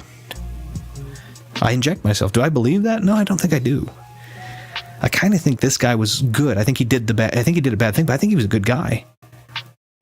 It's just this is the product of this, that, and the other. These guys I don't think were bad, but I think they're doing a bad thing by doing this. They should have done this, That's what I think. Inject yourself into it. Think about it critically, even if it's fiction. Enjoy being a part of the story, but understand, especially when it's something that is real, a real series of opinions, and especially when it's something that can actually impact you, where it's appropriate to think about it for yourself and say, no, I don't like that. I don't think that's right. That's the problem I have with the internet. The internet, even what I'm saying, and I'm going to be very clear, what I'm saying right now, if you disagree with me, great. That's you thinking critically. If you agree with me and you have a reason that you agree with me, make sure that you're thinking critically. Don't just agree because I say it in a cocksure fashion and I'm confident, right? Legitimately think against what I'm saying, and do that with everything. I don't know. I just don't think that skill manifests itself remarkably well on the internet. I think the people that are here, I want to be very clear, all of you have done this with me. We talked about all kinds of different topics. Ash has pushed back on some of them. Fighting Max, you've pushed back on some. You've pushed back on some today we've talked about, and I think it's awesome. I love that. We're having an open dialogue about these types of things, but when it comes to the internet en masse, I think that it's so much more difficult to find that kind of candor. I think a lot of people really are just happy to have the thinking done for them and the opinions made for them, and then if they can find a nugget of truth and they espouse the belief as a whole on anything.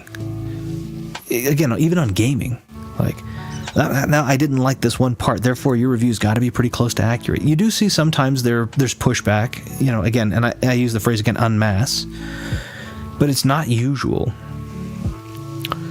Thinking critically is harder when using the internet because of all of the opinions around you, and it's easier to hook onto one instead of thinking for yourself. I feel like I sometimes do that.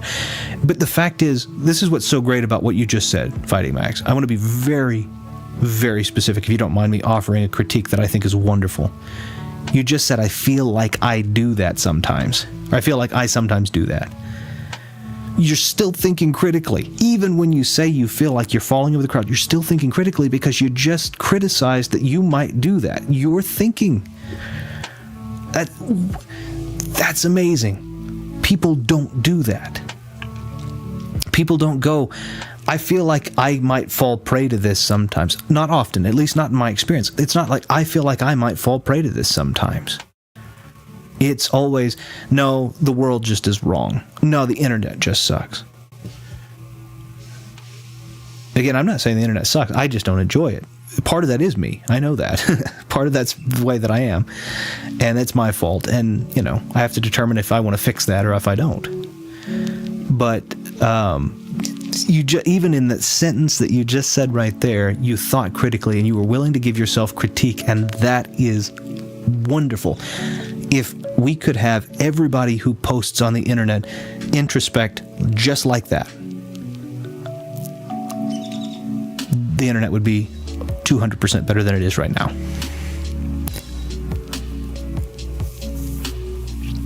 I say that. I should probably add the caveat that if they feel like it's something that they do that is a weakness, they should try to change it. But I think if that happened, 200% better.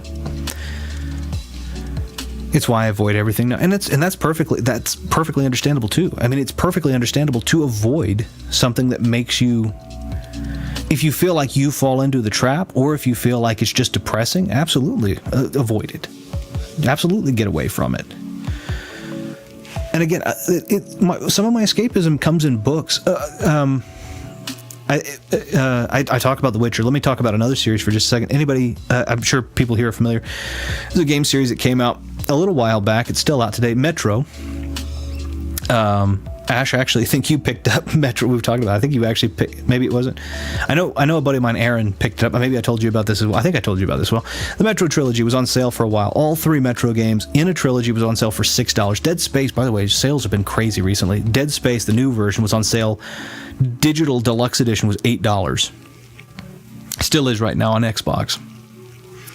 That game it was so good. And I don't like digital purchasing, but $8, not going to kill me. But my point, I got off topic. My point is, Metro series, wonderful escape. If the gaming industry is really bothering you, but you love that world, well, wonderful news.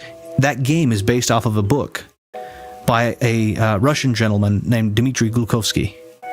And it's a good freaking book. It really is. And there are 2 of them, actually. I think it's Metro 2077 and 2078, something like that. What is it? I have to remember now because it's been a minute. They have some nice new copies too. They have, what is it? No, it's not 27. That's Cyberpunk. It's 2033. I think there are a couple of them. The first one was an old one. It was 2033. Then it was 2034. Then 2035. I think. So it's yeah. Yeah, 2077 is Cyberpunk, so it's 2033, 24, 34, 35. But there, three of those books. Dmitry Glukhovsky. You love the world, don't like the gaming world. They're the books, and they're not expensive. They kind of are, but they're not super bad. I think you can get all 3 of them for like $15, $20 or $20-$25 maybe it is, but it's all 3 books. Really, really cool. So, there are other ways to figure that kind of stuff out, to kind of circumnavigate the hemispheres that you find to be the most, I think the word gets overused, but toxic these days. But anyway, I have to say, the fact, again, just remarkably happy to see introspection, like even in the sentence where we're talking about that. I think that's awesome. I can't stand how things are nowadays. I understand it's a typical back in my day kind of thing, but it's true. It is. I mean, I'm sure that generations before us decided to say that. And again, I don't share a generation with everybody here. I get that. But my point is that generations before our generations have probably always said that. Things have measurably gotten better. We have more temperature controlled areas. We have more access to food, even though a lot of it's fake. We have, more access. We have better access to water and clean water for that. But at the same time, the ability to be social and cordial. Language itself has devolved into a series of common pejoratives, and people consistently wanting to morally grandstand. And I think that's just we should be more, again, like the statement that Fighting Mac said there, we should be more introspective and say, hey, I think this is why it could be. And sometimes I might fall prey to that, and then we just say, hey, let me try not to fall prey to that anymore. That's such a good sentence to encapsulate what has happened, why it happens, and what should happen, all in one sentence. Even the most basic thing, like time on a phone. I just want a clock or a watch. I hate how everything is on the screen nowadays. I know it's ironic as I'm typing on one now, but it's tiring.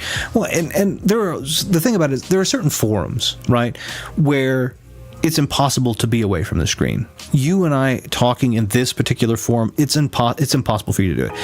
I've said this before. I wear a watch. I wear a regular old, as a matter of fact, I set it to the side right now. I have it right here. I love wristwatches because I am so because time terrifies me as much as it does. I've found it really important that I always carry a watch, because I want to face that which scares me. And it's not always, sometimes it's a digital watch. Most of the time it's an analog watch. Sometimes a lot of times it's one I have to wind. I love watches. That's a hobby of mine. It's like I have, I'm going to go ahead and nerd out for a second. The watch that I'm holding right now, the one I've been wearing for these past several days, is the Orient Bambino Sun and Moon version 3. Right? It's just the amount of craftsmanship on these timepieces. This beautiful leather straps, got a deployment clasp in rose gold. The back of it, it's an open back casework. It's got a mineral crystal so that I can see the movement. It's a 22 jewel movement. Sapphire crystal, which is the glass that covers the dial. It's a beautifully cream-colored, multi-textured dial. Roman numerals on the chapter ring. It's got all 7 days of the week. They change, and then I have a date at the bottom, about the 8 o'clock position, and then I have a sun and moon about the 5 o'clock position that tells me, if it's an AM or PM. That craftsmanship to me. Like, I don't need my phone. I want this watch. I love this watch. And this is not an expensive watch, by the way. This is like a $500 watch. I didn't pay $500 for it. I think it's $300 to $500. Usually what you can get these for. I love watches. I have like 7 different watches, different watchmakers that all have different features that I love. I'm a big Bulova fan. So that's another hobby of mine. But I was at a seminar a couple of weeks ago, and we had a speaker, Dr. Tony A. Bridwell, and he was saying, well, within, every day, 24 hours a day, statistics show that everybody has their phone within 3 feet of them. And that's true. Mine stays inactive a lot. Mine's within 3 feet of me, because if I get a call, I want to be able to answer it. But other than that, I don't care. I really don't. If I don't have it, I don't really need it. I've got, I also have a signed book of his. He gave me this signed book, which was really nice of him, because it's actually pretty good.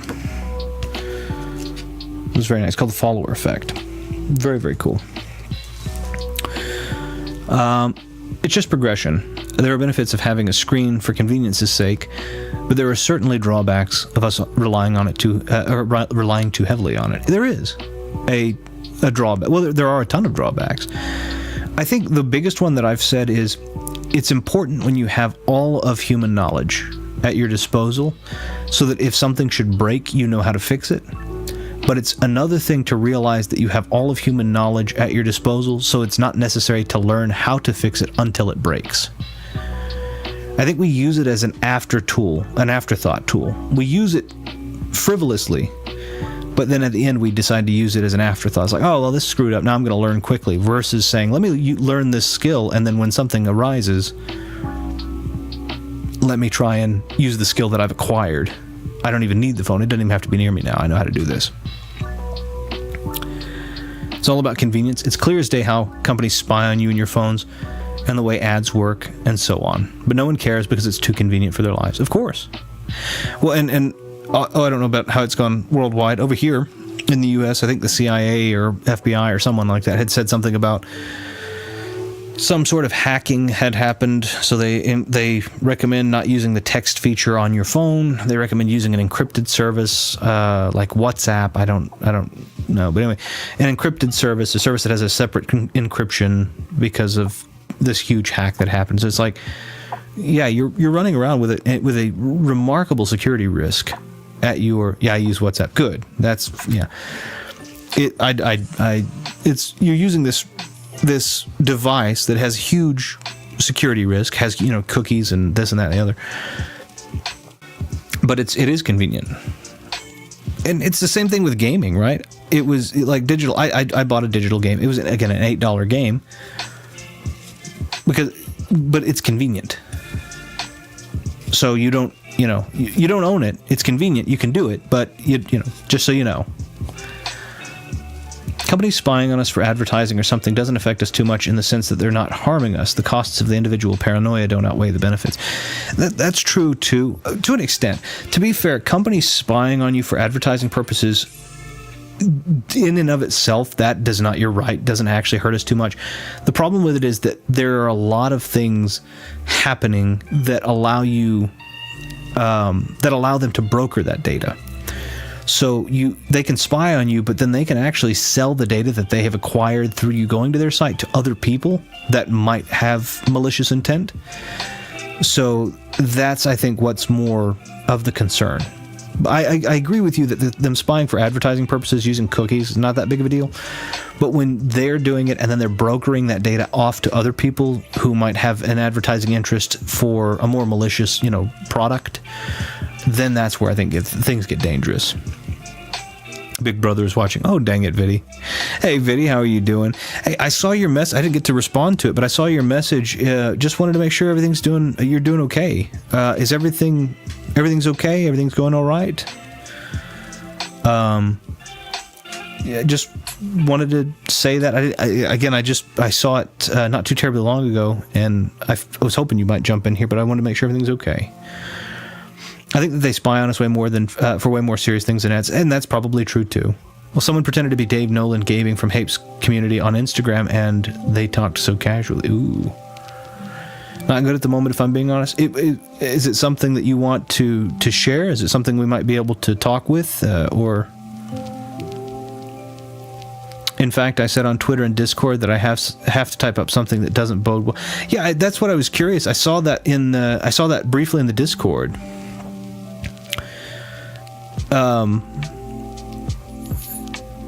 Yeah, I just wanted to. That was what had me concerned. I wanted to make sure that you're okay.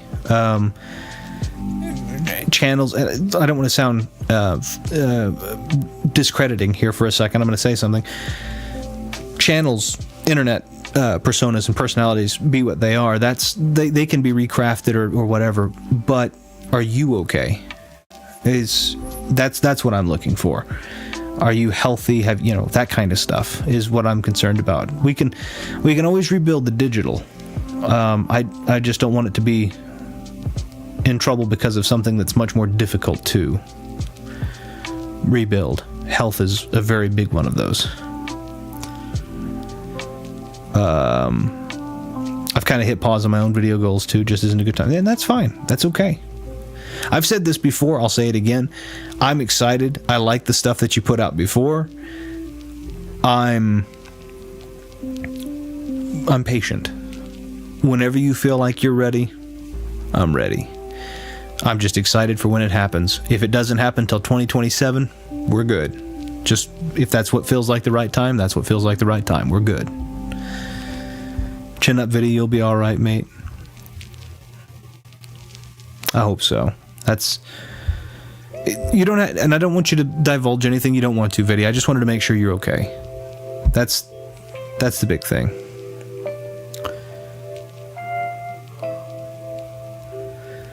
Having hackers that are able to essentially ruin your life is definitely a problem, and big business getting your data to profit is a monetary issue, but not a reason to worry about what you're doing. Yeah, that's the thing. The big thing that I worry about is like data brokers. You know, data brokerages are not necessarily discriminate in the way that they use the data. Like somebody, like if a business wants to have, if the data, you have to sign an agreement whenever you engage in business transactions, especially online with businesses, that they have the right to use your data, at least for the transaction. The problem with it is that those agreements are usually a little bit larger in scope than we know them to be. So then the problem is that they have the right then to sell that data. As a broker of that data, they can sell it to anybody fairly indiscriminately. And the laws on data brokerages are incredibly, incredibly lax right now, especially in the United States. They can actually sell that to people that have malicious intent. And that is regrettably a statistical... That's a game of Russian roulette with statistics, because it's not literally that 1 in 6 that everybody thinks. That barrel spins every single time. Sometimes your chances are 1 in 2. That's the thing that I have a problem with. I don't have any problem with people using cookies and ads for that reason. I just don't like the idea of people brokering the data to malicious, whomever wants it for malicious intent. I'm not paranoid about that, but I have had my bank account information leaked before. That was nothing that I had done.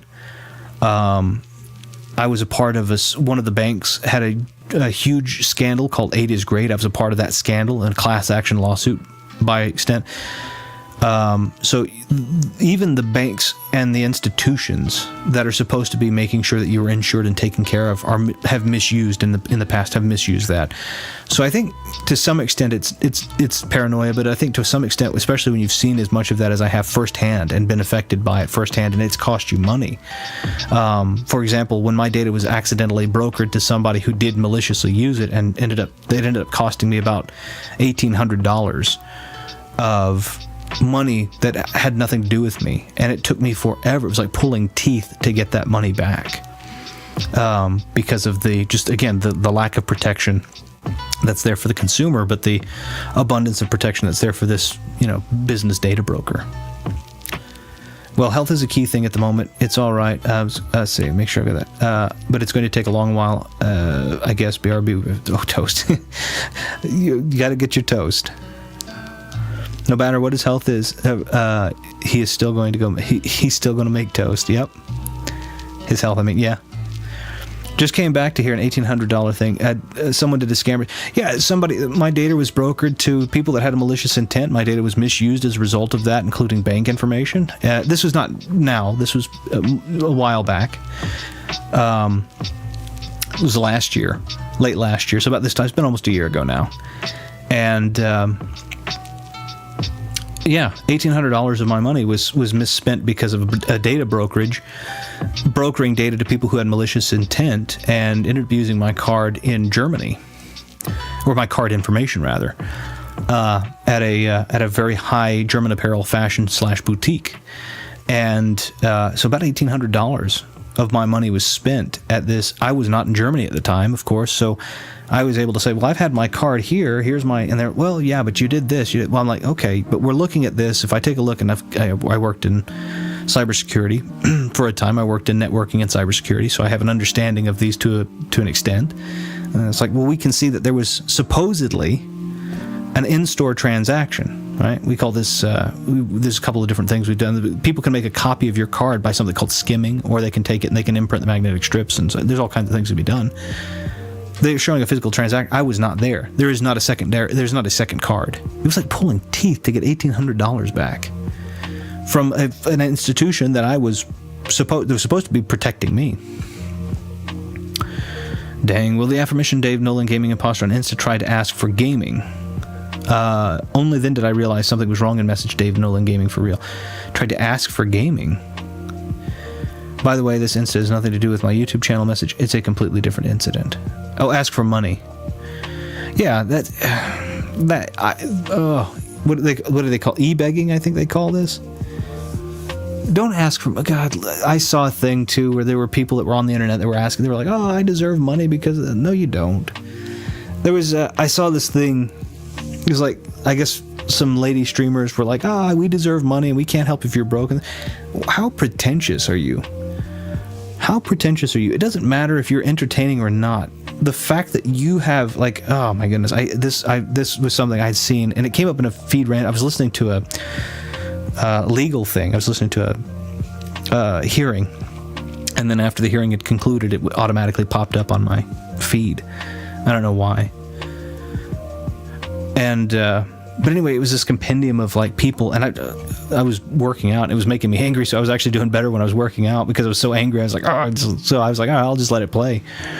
And I don't get angry easily, but this was just so pretentious. It was just like they were, you can be, who can help it if you're broke? You owe me, who can help it if you can't pay me money because of the entertainment you could? No, how about you look at the fact that you're sitting in a luxuriously furnished apartment with money that you've only made by talking into a microphone onto the internet, doing absolutely nothing to benefit society, and you expect money? How dare you? No, people are tipping because they like it or don't. Like, you don't owe me anything. You come here and you had a good time. How much money do you owe me? None. You had a good time. Good Lord. That frustrates me. I'm really half asleep. No worries. It's still early over there, Viddy. I get it. Viddy's on the run. That's the truth. Yeah, I'm interested to see whenever and wherever, whatever forum you decide that you want to post. I'm interested. I'm not going to say excited because obviously you said it was negative, but I'm interested to see what it was, and certainly interested. I don't know if I can, but if there's anything that I can do to help, I would very much like to try.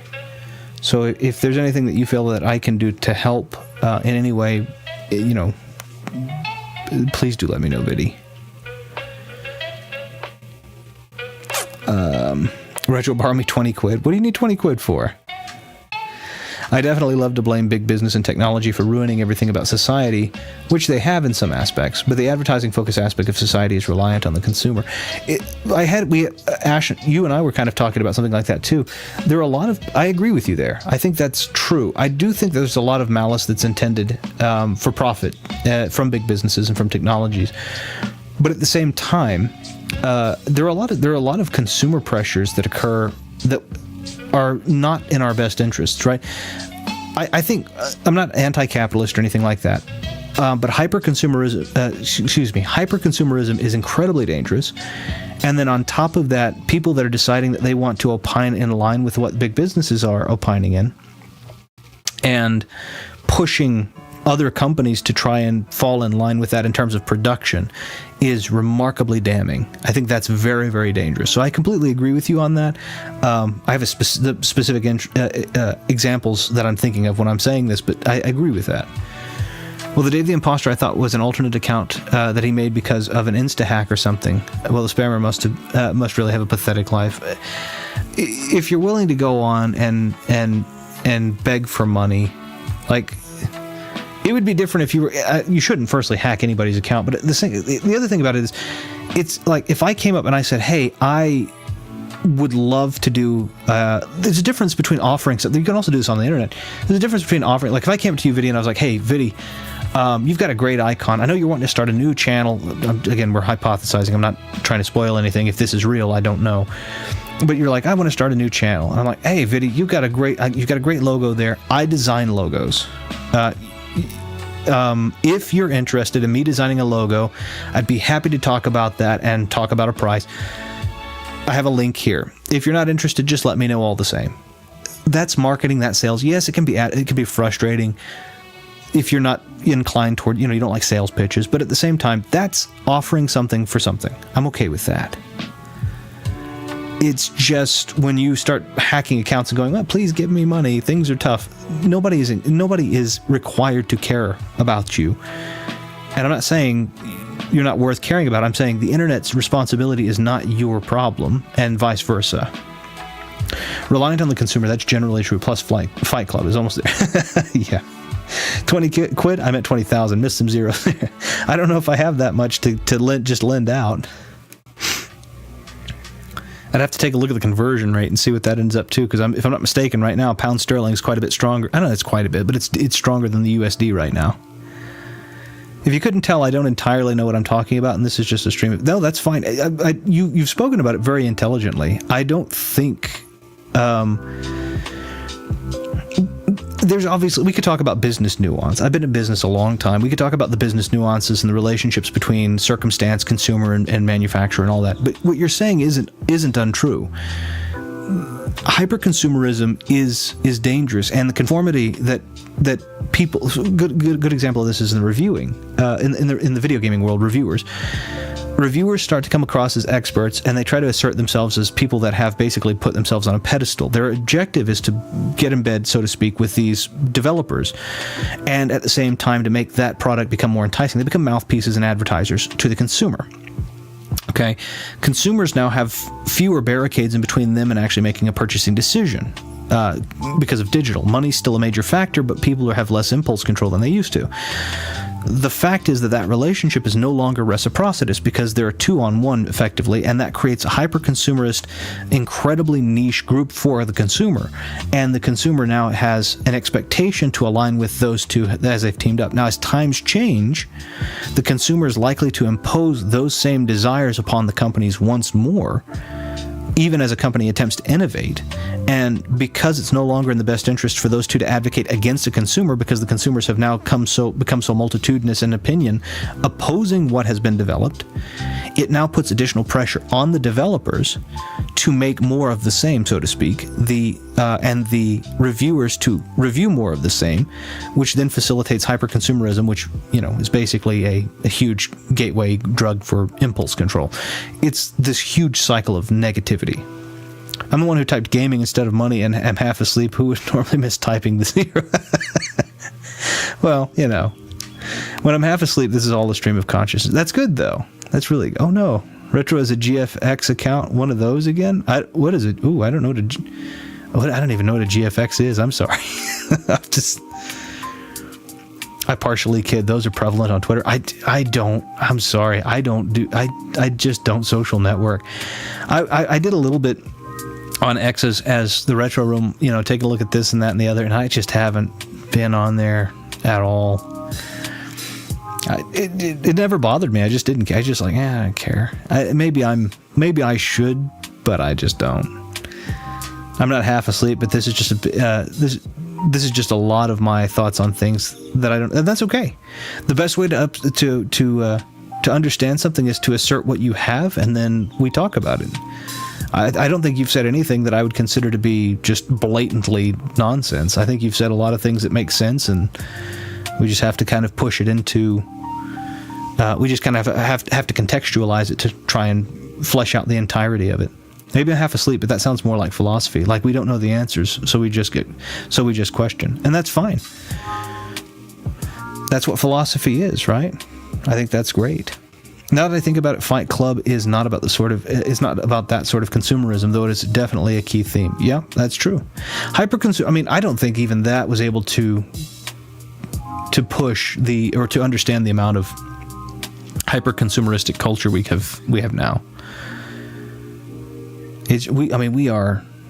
Impulse control is at an all-time low for a lot of people. And again, I still do some. I did a digital purchase of Dead Space, but instead of spending $70, I spent $8. I'm okay with that. But people will literally empty their bank accounts because they don't have to get up and go to a store and do this and that and the other anymore. They'll just, there it is. Though Fight Club felt like a sort of transition to the next century, regardless of the Y2K discussions and looking at the modern world, and of course masculinity. Yeah. And that's become a topic of a hotly debated topic of the past 5 years too. Masculinity, toxic, quote unquote toxic masculinity, yada yada yada. I've already opined, I think, before on that. I don't think toxic masculinity is an external manifestation. I think toxic masculinity is something that exists, but I believe it generally is an internal manifestation or penalty. I thought you were on Only Bears. I don't even know what that is. The GFX account thing occurs when accounts follow or DM you, but only say, hey, I can give you an icon or whatever for your channel at an affordable... No, I wouldn't do it like that. It would be... If I were going to do something like that, it would be me, my channel, I don't have any problem with a person advertising a skill set. Like, if you have people that actually offer, like, they design logos or they design stream screens or whatever, I'm fine with it. I don't have any problem with somebody reaching out, just as easily as they shouldn't have any problem with me going, oh, no, thank you. Like, I think that's fine. I don't have a problem. I really don't. This is old fashioned. I don't have a problem with a sales pitch call. I have a problem with scam calls, right? But I don't have a problem with you trying to sell me. Like, somebody calls me and is like, hey, have you reevaluated your car insurance? If it's not a scam call, I'll be like, let me hear what you got to say. Okay, I don't think that's going to work for me. I appreciate you for your time. Have a great day. I don't mind that. I'll listen to a sales pitch. Because sometimes I've had it come where sometimes I'll get a sales pitch for something that I'm like, oh, that is a good deal. And then I'll get the papers and I'll look at it compared to what I have. And it's like, oh, yeah, this is better. Sales pitches do allow you sometimes to find out, to get a superior product. There are lots of ancient philosophers we hold in a very high pedestal, like Aristotle and Plato, because I feel like that they really shaped society from the Dark Ages to our way of thinking now. I wish I could say that, but I don't. There are a couple of things. Firstly, Aristotle and Plato and several others. Pythagoras is one that I particularly like, and if we're talking about philosophers, mathematicians, Herodotus is one I really like. He was more of a historian, but Socrates, obviously, for the Socratic method. We don't use a lot of that anymore. We used to think about that. We don't do that anymore. I think that we had a period in time that we decided to continue to escalate their thinkings and teachings to the logical ends, and we stopped doing that. Things that people also don't know is Plato sometimes asserted things in the way that we do today. He wasn't an Olympian wrestler, but he was a recognized, very, very talented wrestler. And so sometimes it's known that he would teach, somebody would debate with him, and he would just stand up, and he was this beastly, muscular man, and say, do you think so? And then they would just sit right back down, which is a lot of what we do today, is that kind of like subtle bullying. So there's always the skeletons in closets, no matter how far back you go. But they're not really following you for your tweets or whatever. Yeah, no, I would do it from if I were offering something like that, I would do it from my account. We could have been the same level of thinking we could have been on the same level of thinking of other animals of our time that don't have the brains we do, but all it's changed when people decided to think about everything we don't know. That's true. Speculation's big. Video when your post going like, oh yeah, if someone does art or whatever on social media, I'm all for that. But if they're only doing a sales pitch, well, I'm going to question whether they're following. Yeah, that's perfectly fair. Within the next few hours, okay. No, yeah, I wish we would think more. I think we would do more if we continued to apply more Socratic thinking, that we would do better. But I think that we hold them in high esteem. We used to hold them in high esteem because it was the way we should be doing things. Now we hold them in high esteem because we feel like it can't be done any longer, that we've devolved so far from being able to ask those questions. And some people give that answer of, well, everything's already been asked. No, it hasn't. We just have to think like they did, harder against the things that we know, because we know more now than they did back then. But the question that they asked back then, like, what doth life, right? What is the purpose? What does life do? What is the purpose of it? That's a question we still haven't answered. Why are we not asking that question and trying to think and have great debates on that? And we do, but only select few of us, not all of us. We were cavemen at one point, and I would consider that our animal period. Yeah, that's true. Following the same rules of nature that everyone else does, but then we decided to think about what we could do to separate. Churchill was actually I will say, Churchill was a very talented philosopher. He wasn't quite the same type of philosopher, but if you read his writings, he actually was pretty brilliant in some of the stuff that he posited about what we can do to separate. That's the thing I probably think about the most, purely because humanity can easily be divided rather than united. Division's always easier. When it comes to people, when it comes to math, it's as easy as the other stuff. But when it comes to people, division's always, because we have a desire. So several of us have a desire, regardless of whether it's substantiated or not. We have a desire to compartmentalize. We want to be special.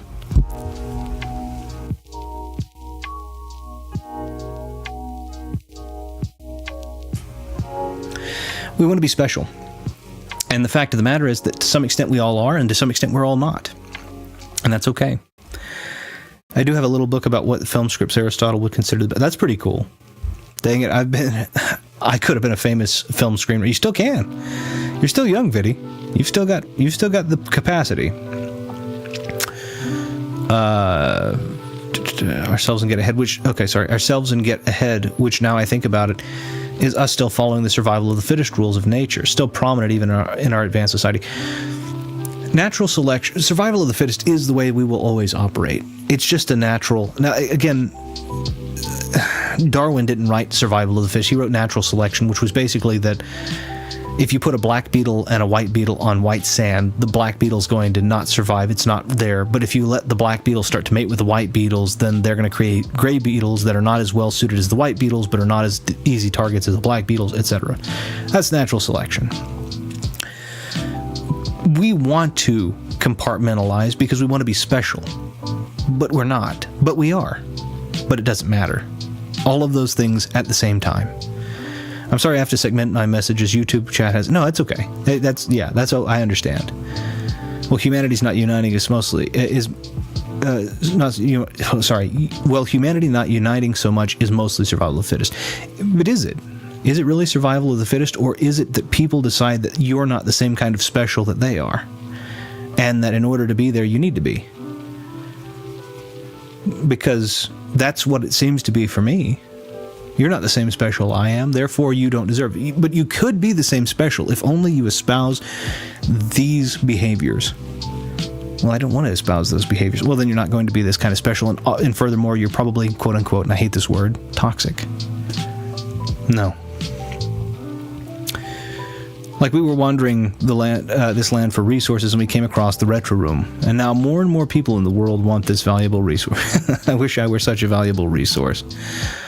But the valuable resource isn't me. The valuable resource is strictly the room in which we have been given a space to debate candidly, openly, and with respect. And it is the dignity that you afford each other and the respect that is afforded to us all that makes this a commodity worth preserving. It is not simply this room, but any room wherein people can come together, disagree with respect, speak with decorum, and leave with head held high. That's my belief. But the Retro Room surely discusses not about fighting amongst the chat. Or about not fighting amongst. I would hope that we don't, but I think disagreement is fine too. Big business is still an example of survival of the fittest. It is, but it's also an example of that to an extent, to its illogical conclusion. Greed is a huge part of that. You don't need 1,000% markups and margins in order to survive. And so we have to be very careful about those types of things. Big businesses still thrive. None of us are special. None of us are special, and all of us are special. The thing about it is that we're all human, and we all have certain proclivities, and we all have certain, but then on the other side of it, we all have things that we do better than other people. And odds are, when you go down to the hyper-specific, there's one of those hyper-specific things you probably do better than anybody. It's just whether or not that people consider that to be a valuable hyper-specific, I think.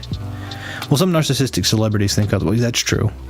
Viddy, don't give up on that stuff, man. I still want to make horror movies. Yeah, heck yeah. Part of me does want to write a script or something. I'd love to see a script written by you, Viddy. I really would. I don't care. Again, take the time you need, but please do write a script. I'd love to see it. Really, the only animal we fear now are mosquitoes, of all things, and for good reason. Well, they're the only... We don't even fall on the predator-prey distribution. We don't even fall on the distribution of apex predator, right? If we go strictly according to scientific, when we're talking about people that are going hyper-scientific and using binomial nomenclature, we're going to be talking about, people that are saying, oh, everything that it's killed, it consumes, right? That's apex predator. But what we're really talking about is things that have few predators themselves and lots of prey. Humans are on the level of hyper-apex predator. We literally indiscriminately can kill almost anything, and with minimal risk and danger to ourselves, including each other, by the way. And yet mosquitoes carry bloodborne illnesses. All of a sudden you have HIV. All of a sudden you have West Nile. All of a sudden you have AIDS. Such a dangerous little animal, but such as is also the circle of life, that the bottom feeders like mosquitoes become the most dangerous to a hyper-apex predator like a human. Nature will always correct. The valuable resource is me. You do have a valuable resource, though, and that's the thing about it, Ash, is your opinion, your ability to stay independent, your comedic, your sense of humor is what I'm trying to say.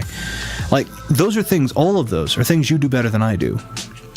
You and I we're fiercely independent and individual, but at the same time, you're fiercely independent on the comedy spectrum.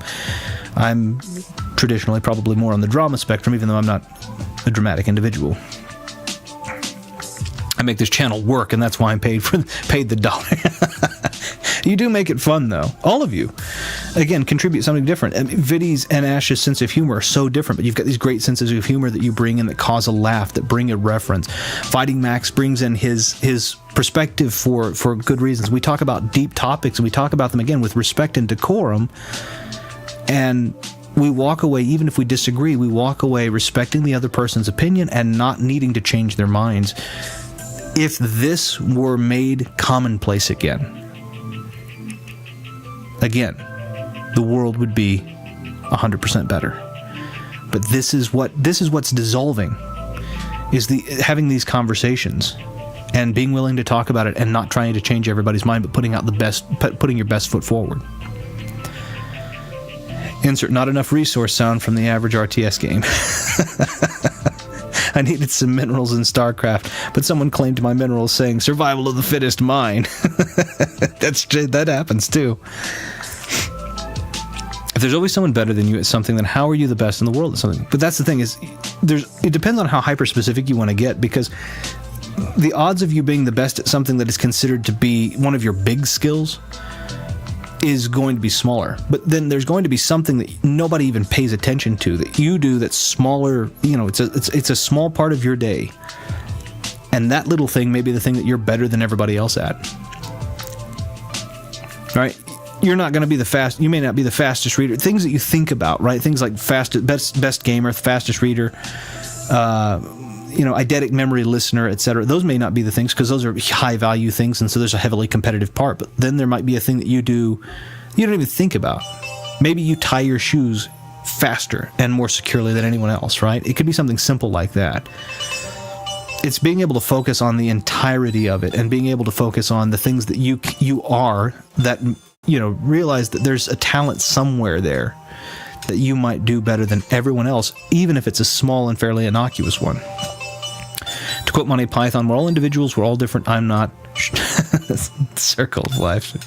It is that, though, isn't it? All of a sudden you have Australians. It's weird. FDR said the only thing we have left to fear is fear itself, because we cannot entirely logically encompass the threats that we face today, such as technology. In the past, we see an animal that can eat us. We fear it. True. Fear of the unknown is a big one now, too, because we're in an age that everybody so completely knows everything. And so to not know something all of a sudden has become one of the greatest fears. Dang it, technology is the thing we fear today rather than animals. Then again, animals' homes were cleared to make all of these buildings and such. Seriously, what sort of apes are we then, I guess? True. That's yeah. I read your sing-along there, Viddy. I always think about the circle of life when vegans defend the death of animals.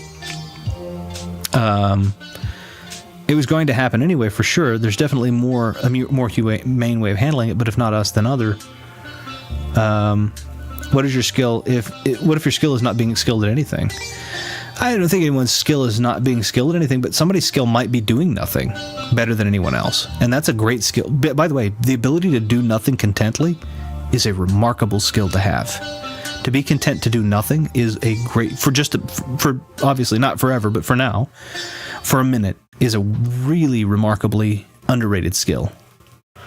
The ability to just sit and do nothing is a remarkable skill. To just think, or even to meditate. A bear wouldn't think twice about devouring us, so why shouldn't we to other animals? It's a moralistic. A lot of people do it. A lot of people take this hyper moralistic thing. It's to tell you. It's a way to tell you what you do is right and wrong, and to put them on a pedestal. And we don't need that. I don't need to be put on a pedestal or I eat because I'm hungry. I eat what is best for me. The other thing we know that animals like chicken, poultry, specifically chicken, turkey, fish, if you're a pescatarian, we know they have things that are really good for us to eat. Can you get by on an all-vegan diet? Sure. And if you want to and you feel like you should, do that, please. But we also know that there are meats out there that are really, really good for us that we should be eating if you are inclined to eat meat, right? Chicken, turkey, fish, rabbit, bison. Those are really good. They're really good for us. And they carry a lot of good protein, and they carry a lot of good iodide and all kinds of other things that we need. Again, nothing against vegans, but at the end of the day, humans have molars for crushing. We have flat teeth for, plant, but we also have sharp canines for tearing and ripping. That's what those teeth are for. If all of our teeth were completely flat, maybe we were made to be, I was going to say herbivores, but that is correct, herbivores. But we have canine teeth that are sharp and are made for ripping, rending, and piercing and puncturing.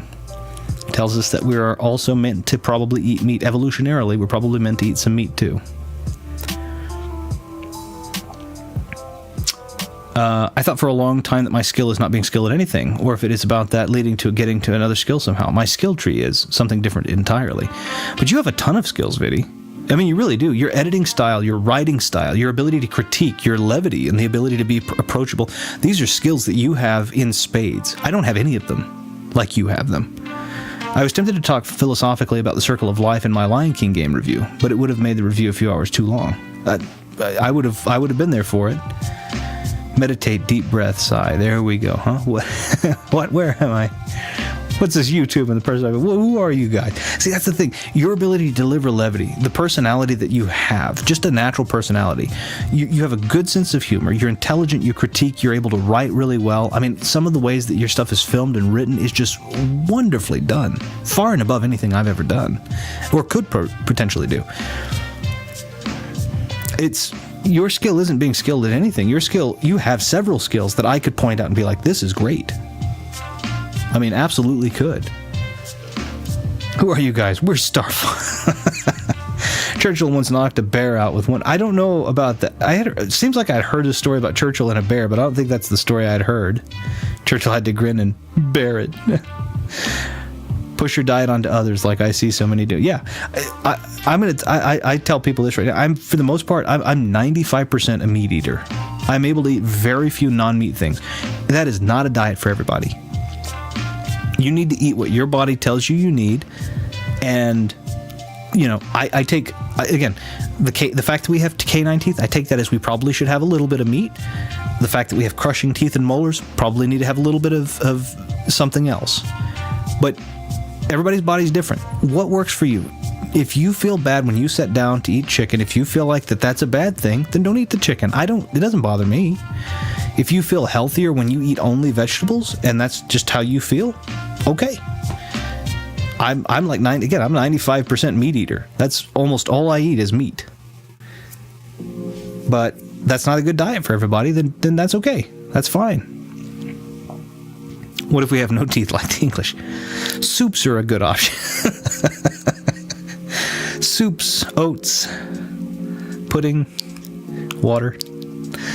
The good I know, it's good I know vegans who don't push anything. And that's great too. Again, I don't have any problem with anybody of any diet. Just do your thing. I'm incredibly good looking and humble. Not many skills other than that. That's, I mean, if all you are is awesome, then what can you do? People have skills that they don't think about because they think too widely. The minute things that we can do and accomplish should be treated as skill. That's exactly what I'm saying. Is we take what everybody else values as a skill and say, well, I'm not that good at that. We don't pay attention to things that we do every day that maybe people don't value yet, that we do really well.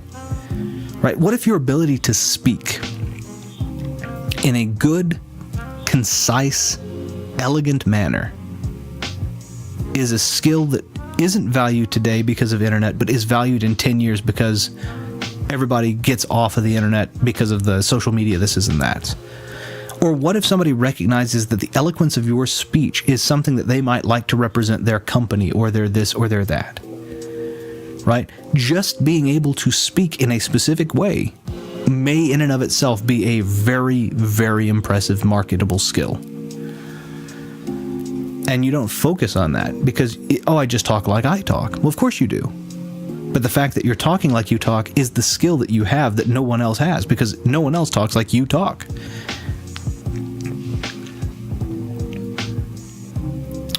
Well, it's very kind of you to say, Retro. I thought, on the basis of your top 25 game lists and discussions, and waiting eagerly for your KOTOR critique, you would discuss that game better than me. Maybe there are some games that I have individual experience with where I could speak to that game.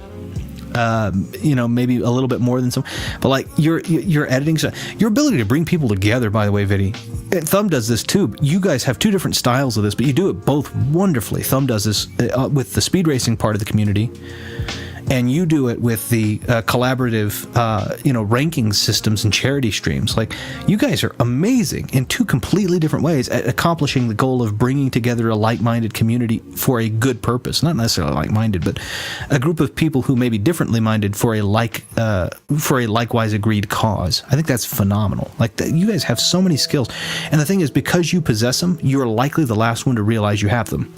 It's someone like me, or someone like Ash, or someone like Fighting Max, or someone like Thumb who points it out to you, because you wouldn't have realized it. It's just you, right? Plus, your creative process discussion was more nuanced than mine too. I like probably that, but also probably overly verbose. You're good at making things concise and fit. I prattle on. Viddy is skilled. For example, have you seen the spiders in Australia? Viddy just lives there every day, no problem. I'm shocked he can walk around those. They do have some big spiders, but I don't. Viddy, I don't know if I'd take that one. Congrats, you got the job. That's funny. Is your skill the ability to turn vegans into meat? No, I hope not. I would love, whenever it is that I should happen to pass, I would love to be recognized as a polymath. I would love people to see me as a polymath. I'd love to have topics that I spoke on and was considered an expert or an authority on, and I think that would be good. But that's a me thing. I want to work really hard to try and achieve that.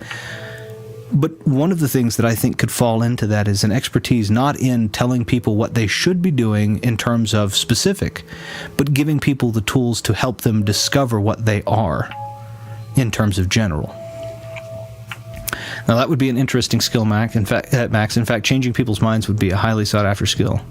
I was talking about your previously mentioned skill. No, that's funny. That's funny. But no, that's the thing. Like, I don't want you to change what you do or why you do it. I want you to think about why you do it. So then when you do it, it's done with purpose, and that you understand that somebody else is doing that same thing themselves. They're doing what they're doing with purpose. Well, you see, it's about sitting on the ground floor, sort of putting your hands on there, moving in one direction. Patent pending. Now, I'm immature as well as half asleep. No worries. And here lies Retro, the polyamorous YouTuber. Not polyamorous, polymath. I'm not a polymath, not yet. I'd like to be, but by the end of my life, I would like to be recognized as a polymath. But no, I'm nowhere near that yet. So much for philosophy discussion. Hey, I wanted to know if the man's still philosophy, just in a very different way. I mean, hey, you never know. As a modern philosophical question. But what is it about turning it into a meat eater? What is it about change that is important to our lives? Do we change, or these are the questions of our questions our forefathers should have been asking while he put the kettle on? I don't know. That's my view. But when I say I want to be recognized as a polymath, I don't try and pressure people into recognize me in that way.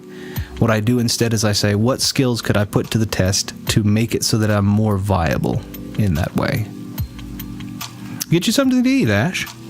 Make you something to eat. Matter of fact, I'm going to step away for just a second. I'm going to turn the music back up. I'm going to go and borrow the lavatory and get some water. And then I will be back, and I'll probably start the game. It's the last chapter And I will have full disclaimer, I am going to have a bullet point to the side because I've never gotten the best ending. I think we did well enough in the individual chapters that I might have a chance at the best ending, but it is incredibly convoluted. Harlan Ellison did not want this game to be passed on the best ending. He made this clear that he is the antagonist of his audience. So I am going to have a bullet point because I want to try and see what the best ending looks like. I apologize if anybody is upset by that, but I want to see it. I've seen what the bad endings look like. I've seen what the kind of good ending looks like. I want to see what the great ending looks like. Well, here's a weird philosophical question. What sometimes attract? It's a good question.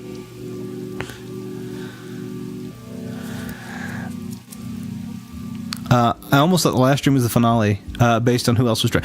So everybody's individual scenarios are complete. Now we're going to try and use the power of everybody to shut Am down, so to speak. And it should be a relatively short chapter, but it's a remarkably convoluted chapter. So I'm going to try, and I'm going to do it. If I fail, I fail, and we're just going to call it that. But I'm going to have these little bullet points to the side just to try to get the best possible version, because I want to see it. So. All right, if you guys will forgive me for a moment, I'm going to put the music back up. And thanks so much for talking with me, guys. I really appreciate you. Viddy, Fighting Max, Ash, and was it Jake? Was it Jake C?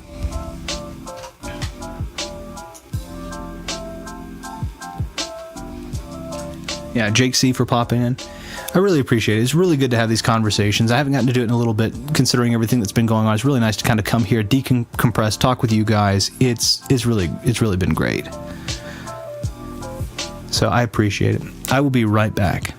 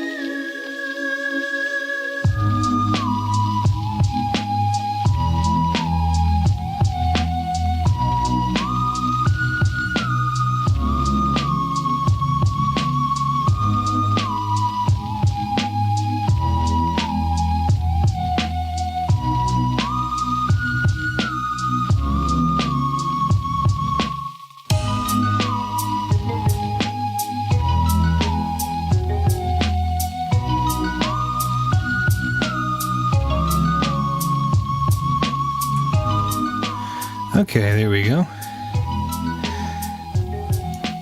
Let me see. Let me catch up real quick. It was Jake C. Okay, perfect. In a Doctor Who episode that took place in the 1800s, a 2005 girl said that what attracted her to a guy was a nice smile and a nice bum as well. An 1800s servant doesn't exactly see the bum as an attraction. True. Tastes change. Your taste buds themselves change every 7 years, and it's likely to say that a lot of the other things of you do change similarly. Exactly. However, some people might want that, and the smile is just a beneficial addition. Sure.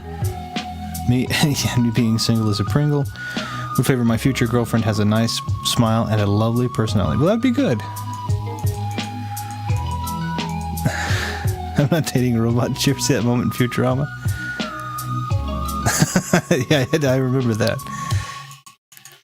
Do you see now how this is still philosophy comparable to our forefathers in terms of asking many questions in order to come to a general answer that satisfies our curiosity that made us question? To an extent, although I might say that it's somewhat more frivolous.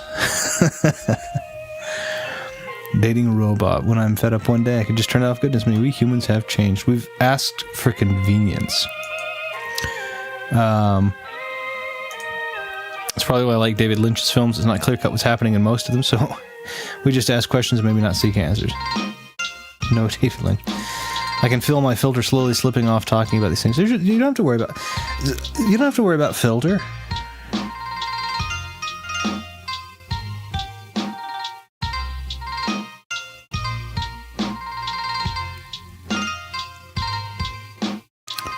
Let's see.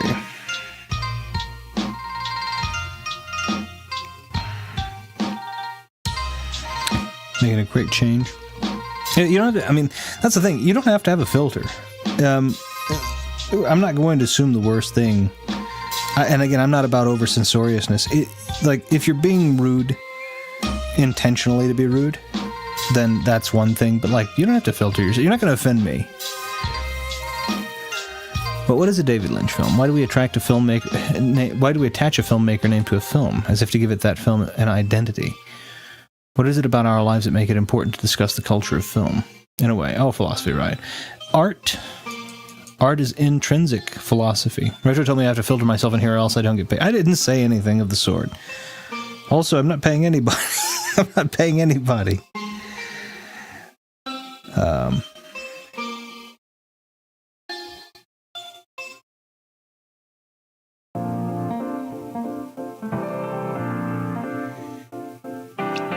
me look at this real quick.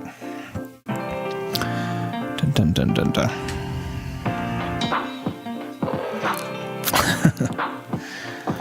In fact, what words have Retro prevented us from saying on YouTube? I haven't. Hopefully, I don't feel like... I hope nobody feels like that I've prevented them from saying anything. If they felt like it needs to... they need to say it.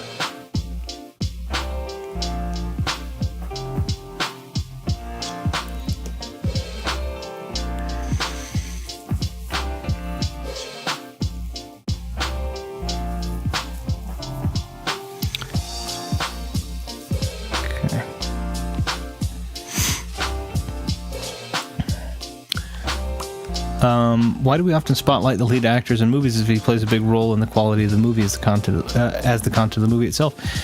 People like to idolize, and people like it's easier for people to idolize individuals than it is rather than it is for them to idolize a group. You'll find that a lot of people today are, even religiously, right, monotheistic and not polytheistic. And it's because it's easier to recognize and idolize individuals than it is to idolize groups. But they end up being groups at the end of the day. Let's see. Well, I'll say something. Rachel Z being in the Wait, hold on. I'll say something. Rachel Z being in Y2K and the Snow White remake has turned off people saying those movies. Is that so important with her being the lead? I think I have seen some of the controversy with her, and I think her thing is because she injects a lot of her personal beliefs into it. And when you inject a personal real-life belief about a real-life conflict into a fictitious world, which is used often for escapism, you create a problem. I don't go to movies to watch real problems solved. I go to watch films because I want to see fake problems being solved. Right? Problems that have no stakes for me whatsoever, and that whether or not I solve them doesn't make a difference. So she likes to inject her personal beliefs into escapism. There's not much room for that. And a lot of people say, well, she can do what she wants to. She can. But the consequence of doing what you want to is that everybody else is afforded the same.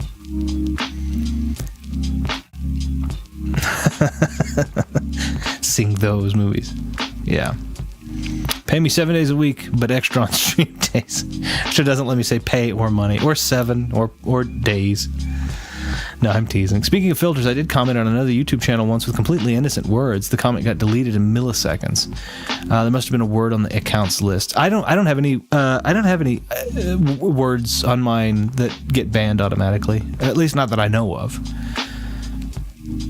I think that if you say something that's risque, it usually holds it and asks me if I want to post it. And I think almost all of the time I post it. If you say something really awful, I'll probably be like, yeah, let's not. But, I'm not usually big on censoriousness.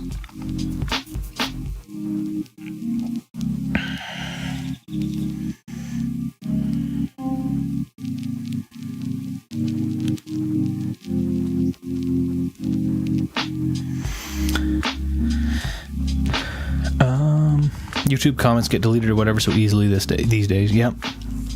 I filter myself on what I talk about and what I say, like not swearing a lot or talking about that stuff that we were talking about. But I'm slowly letting go of those filters. Yeah, we've talked. Here's when you go to work and when you go to other places, they tell you don't talk religion, don't talk politics, don't talk anything controversial. Well, if you don't talk things controversial, then you don't find solutions for them, because usually these controversial things are high stakes, high risk, high reward. And so that's my thing, is like, you talk about what you want to. If you and I disagree, we don't need to change each other's minds. I don't need to change your mind. I'll give you what I have, what I believe, and if you at the end of it say, I still don't agree with it, I'll be like, oh, okay, I got you, that's fair. But we have to be able to talk about, instead of saying, let's not talk about this, it's kind of like saying, don't work out that arm. Well, what happens when you don't work out that arm? It atrophies. It becomes useless. You need to talk about things that are hard. You need to flex those muscles and get that soreness, because then your ability to speak on controversial topics in an elegant manner, without getting mad and without causing a big fuss, it becomes stronger. Your resilience becomes stronger. That's what it is. It really is. That's what it is. It's like working out. It really is. You're going to get a little sore. Things aren't going to be all uber comfortable, but you're going to get a stronger this or a stronger that. And that's worth it. So with me, you do what you want to, do whatever makes you feel comfortable. But you don't have to censor yourself. I don't have to agree, and that's fine. But you have the right to say it and it's just fine. Speaking of the French, what? Where did that come from?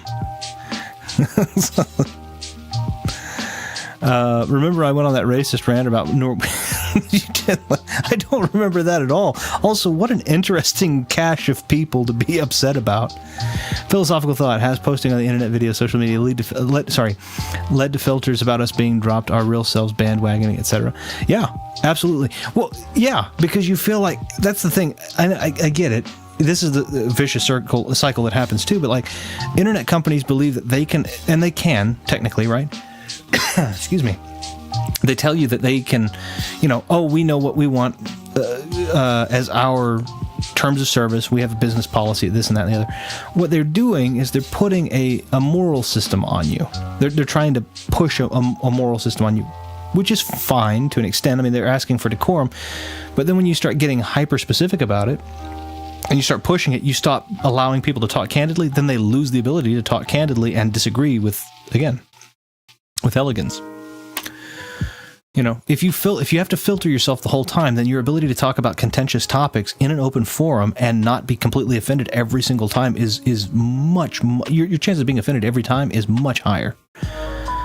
Like, talk about what you want to talk about. We talked to this point. We talked literally, and this isn't necessarily as contentious, I don't think, for you or Viddy or Ash, but Fighting Max, you're, as far as I'm aware, American. We talked about the elections. I talked about what I thought about that. That's a highly contentious topic, but that's okay. We don't have to agree. I'm not trying to change minds.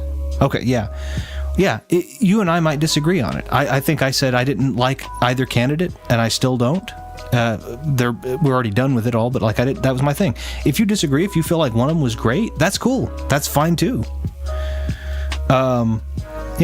We can talk about that stuff. I'm not mad at you for disagreeing with me. I really am not, because if you agreed with me, if everybody agreed with me, then we would only make as much progress as my mindset allows, and my mindset is finite. Progress requires us to consistently be stacking on top of one another. That's what we have to do. That's what progress is. That's what climbing the mountain is. I'm okay with that. Speaking of race, why you always go off on the French? I don't believe you're actually racist, but you do happen to go off on the French more than the others. I don't think you're racist at all, but I do think it's funny that you gravitate so quickly to the French. And obs with social media. It's not like humanity was good before. We've always been disagreeing and so on and so on. Social media showcases, but disagreement isn't equal to bad, right? The way we disagree can be bad, but disagreement in general isn't bad. As a matter of fact, disagreement in general is great. To act upon disagreement is what creates the passions that create the parties. So you believe people should have more rights. You believe that certain groups of people should have more rights. Now you start facilitating organizations, charities, etc., to help get those people the rights that you believe that they're being disenfranchised. That's okay. It's when you are forced to conformity that you curtail progress. Abrasion is what finds and what hones an edge of a weapon. Abrasion, the ability for small particulates to chip away until you have a sharpened edge.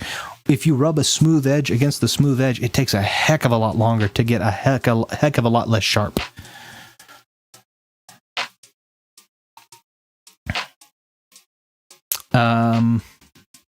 I'm American. Well, American senior.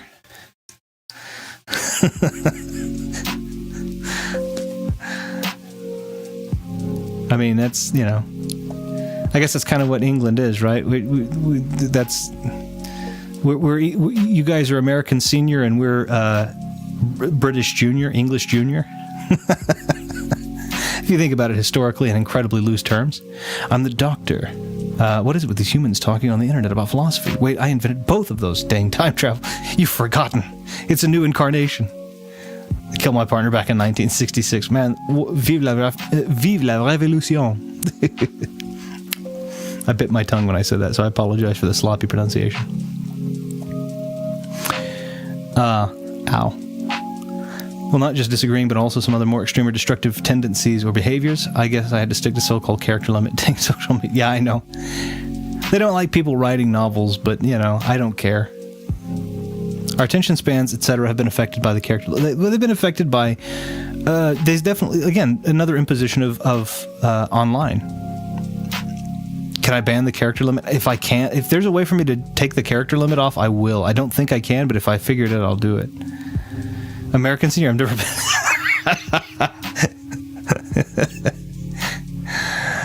Retro ban Viddy. Why am I going to ban Viddy? Good idea, Max. I want to type in, hey. If there's a way for me to change it, I would like. I don't think there's a way for me to take the character. I'll do some research. If there's a way for me to take the character limit off, I'm perfectly okay with it. I think it's a YouTube thing. I really don't mind having full, like big, sentences. Vive la baguette. I was about to say, type in the whole 12-minute MSG2 codec conversation. Type the whole post-credit scene for MGS4. We won't spam, right, guys? And then Ash spams. That's funny. Retro, are you receiving? We're still here. How's that possible? That the AI was destroyed. Only GW. Who are you? To begin with, we're not what you call human. Ash ban. Ban all of you. You're all banned. Perma-ban. I think is what they call it. Well, that's forever, I think so. I'm the dog. Borrow Ash 20 quid. Trying to slip that one in there, huh? That's funny. Just ban your chat, all of your mods, all of your viewers. This channel is me talking to myself from now on. No, that's the thing though. I like, this is the kind of thing I like. I like the levity. I think it's great. I will look though. I don't know about the character limit, but if there is a way for me to prevent or to expand the character limit, I would definitely like to. It would be very nice. I don't know if it's possible, but I will take a look. Ban all of us and we'll be on our way. Be outside in the sunshine instead of this thing called a screen. There's no sunshine here. Oh, I guess there would be sunshine there. Very possibly. You're coming up. You should be coming up pretty close to summer, I think. Meanwhile, we're a couple of weeks away from winter. As I say, I think you guys are just a couple of weeks away from summer. So. Oh, that won't stop me. I'll still be on the screen no matter what. Yeah, it's cold here. I'm happy about that though. People outside of the summer seasons are welcome to visit me. Yeah, I like the winter. We get about 10 months of solid summer and it is blazing hot. And I know a lot of Australia gets blazing hot too, so again, we have some times where we're up here at 49, 50 degrees Celsius, pretty close for long periods of time. All right, let me see if I can get the game started up. I've prattled on here for 3 hours. My goodness. So I'm going to do this really quickly, as I can. Let me move you guys over there so I can see you. Mind you, one of my favorite Australian YouTube community members hate the summer. Yeah, I'm the same. Even 30-something Celsius is too hot for them. Yeah, I'm there. Game later, guys. Hey, if you're just here for the talk, that's cool too. Oh, he's playing a game. See you later. Yeah. If the game's not your speed, if you're just here for the talk, that's okay too. I'm gonna finish this game up. Remember, next time, excuse me. Next time when we come back in, I will be doing a Hat in Time. Hat in Time's a little bit easier for me to talk and do things, so I'll have a shorter talk session at the beginning, but I will have the talk session still. And then we can actually play the game, and I'm a little bit more. But I am going to go ahead and finish this one, so. What's in a game? A miserable pile of secrets. No, I'm just teasing. Why do we play games? Why do we press buttons and stuff? What is it all about? A game that is important for our lives? Can games be discussed in philosophy? Absolutely they can. Games actually, there's some games that actually have some great philosophical... There's some games that really actually open some really great philosophical questions, I think. I'm here for the... Castlevania Symphony of the Night represent absolutely. That's the first thing I saw. What's in a game? A miserable little pile of... I know it's what is a miserable little pile of secrets, but enough talk. Have at you. I love Castlevania. I'm going to go and get rid of the music here.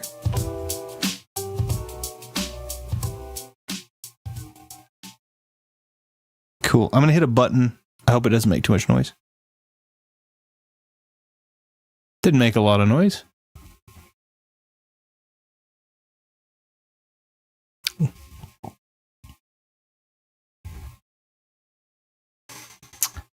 Why does Retro play games? Does he like them? Is his soul consumed by them? Does he really like his chat? Does he really want to stream? All of this and more on... I should have done it that way, too. Why does Retro play games? Does he like them? Is his soul consumed by them? Does he really like his chat? Does he really want to stream? All this and more on the next episode of Dragon Ball Z. And then it's 5 episodes of things you don't care about, and the answers come on the 6th episode. I remember Dragon Ball Z. That came out in 89?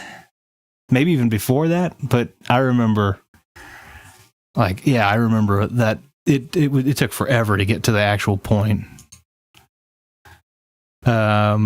Especially on the Frieza arc, which I thought was cool, but it took forever to get to the point, and I was like, dang. If I can just steer my TARDIS, I might attend one of these so-called video streams in the aforementioned drugs and women. Wow. On the next episode of Viddy's Coke that leads him to sing retro, Ash and Max discuss philosophy. Yeah, you could do that. Does Retro really friends with me? Why don't he let me in his house? I'm not a stalker, I promise. Love those new curtains in your bedroom. No, yeah, I saw it after Does. It reminds me of the Game Grumps Does Bruno Mars is gay thing, which was really funny, so. Just the way the sentence was formulated. All right, let me...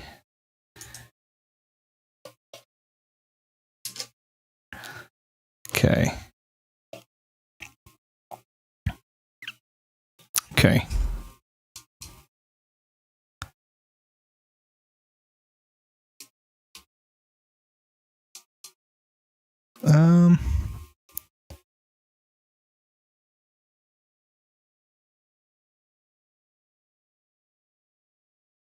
Sometimes it does, sometimes it doesn't. We'll see here.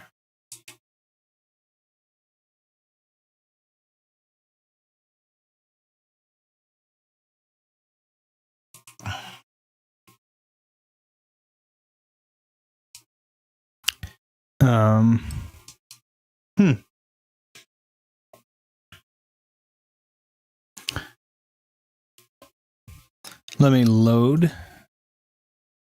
I think we're loading Nimdoc completed. And that should put us back in the cages. There we go. Why doesn't he give us a social security number? Is he scared? Is he a conformist? Does he really think a number defines him? Next episode, the grand reveal of his social security number. He doesn't give us a social security number because a Dave Nolan gaming imposter tried to get him. Cages, yeah. No, you're not seeing the game now. I haven't turned it over just yet.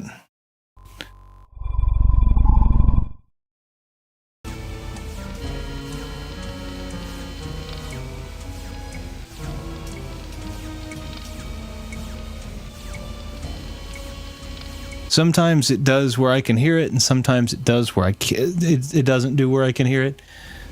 So I'm trying to really quickly, I'm trying to make it so I can hear it without blowing everybody's eardrums out.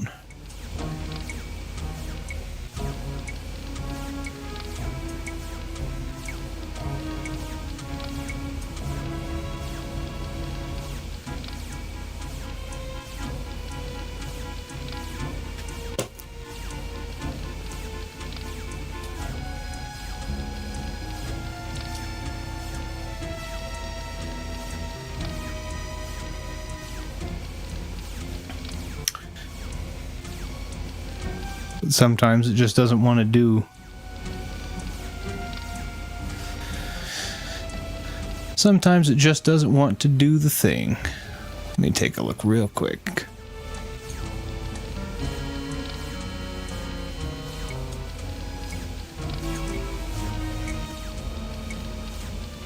And now I figured out how to refresh it.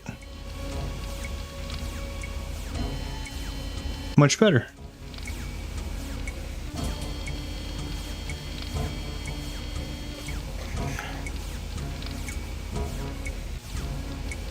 Okay, let's see if that works. Alright, I figured out how to refresh it. Now it's all good. What about cages? Why do they exist? Are they truly little encasements that define our freedom or limit our lack thereof? I shall ponder this philosophical discussion further. And what is the thing? And what is it doing? What is it about doing the thing? Why is doing the thing so important? In fact, what does doing the thing even mean? In my case, it was just to figure out how to refresh the monitoring. I want you guys to hear the game audio differently than I do, so that when I speak, you guys hear it quiet, but I don't. I can hear it the same level all the way through. Okay, so I'm going to try really quickly. I'm going to try to do this, and I'm going to try to do it with the bullet points that I've got written over here to the side. So we're going to see if it works. If it doesn't, then we're just going to go with it. We're going to start off with Nimdoc. This looks like the surface of the cerebral cortex.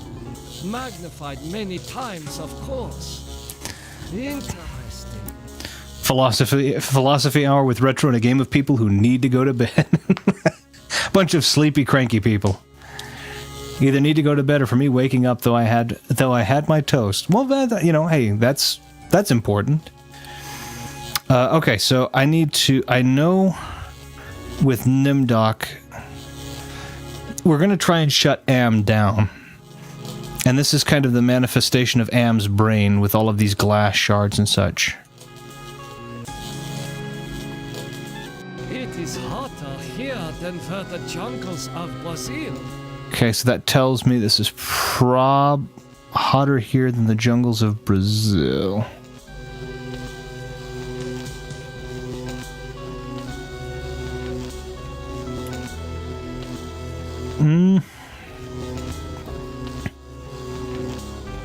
Okay, we can go through.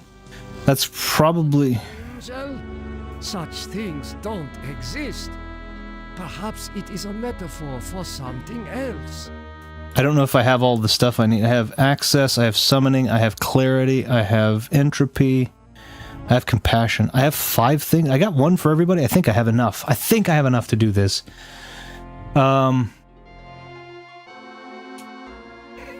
From a sentient Kenshin applies, would you like some toast? Always the most important. Why do we have to shut Am down? Is it truly important? Dang with yes, it is. He is the reason that we have lived for 108 years of torture, 109 years of torture. What is toast truly? Do we like the bread? Or are we drawn in by useful yet infinitely dangerous heat we use so inconsequently? And more importantly, can I have some? Somebody did that about the German. So I guess German bread is in the package as toast. It's labeled as toast, and I think that they were trying to get an English individual to call it toast before it had actually been toasted. There's a whole bit about that, actually. Memories of mass graves are coming back to me. Okay, we have to remember Nimdok is probably one of the most despicable because he's one of the reasons that Am exists. We did his perfectly. I know we didn't get them all. I think we messed up on Ellen's, but I think we have enough. I think we have enough.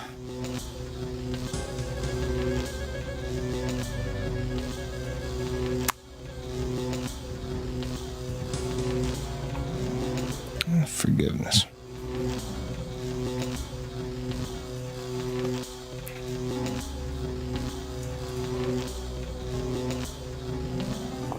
Oh, man.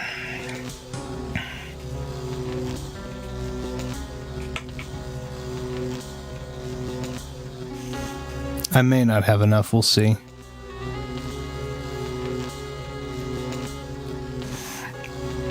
I'll see what I can do. I think I am missing one. I think there's one that goes in here. But we'll see. I think I'm missing Valor. Okay, so anyway. I need to... Let's...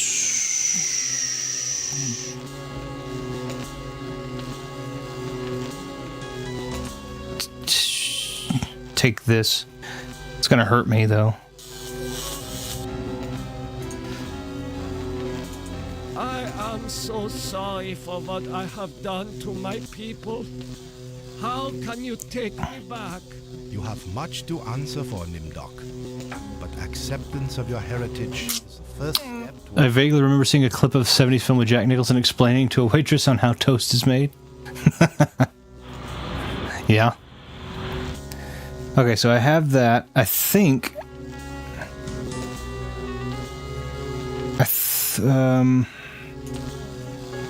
with him, it is access. Astounding! I was able to get past the barbed wire by lowering the power intensity with my mind.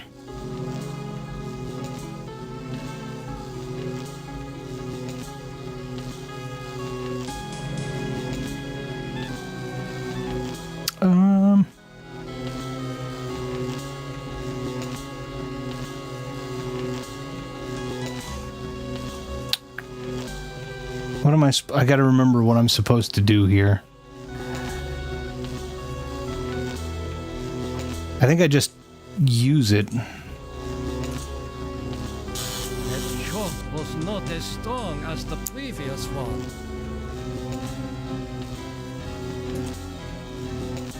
No, use.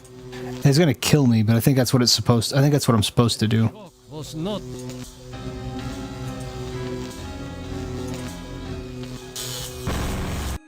Okay, it did it. He's finally in hell as he always thought he deserved. Your companion has failed. Choose another to send into cyberspace. What is this we're doing? Is it a bit? Are we taking it seriously? Perhaps a bit of both. Do we really care about philosophy aspect, or do we just want to eat toast? I think it's the latter. Retro Room promised me that when I come into his streams I get prizes. I will not be denied this prize for guessing a question about toast, right?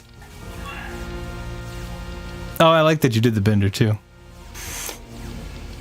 I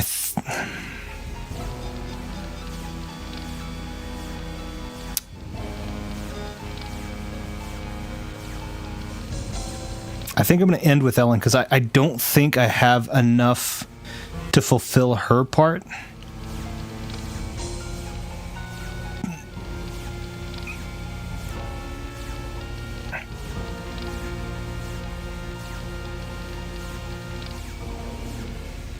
I don't think I do. I should have done something else. Okay, well, that's fine. We'll go from left to right then. Jesus. This place Oh, I didn't get Benny perfect either. bloody mess on Hamburger Hill back in the war.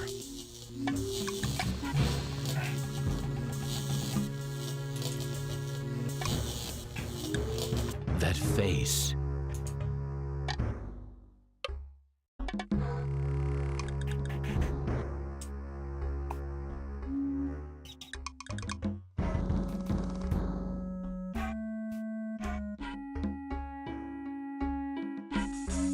I'm starting to feel hungry. Is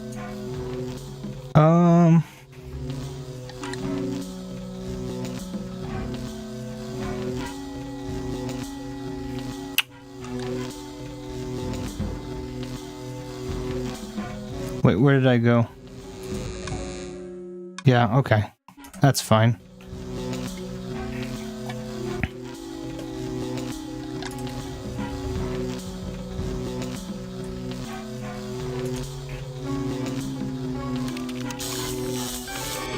Oh, that hurt me. What the heck?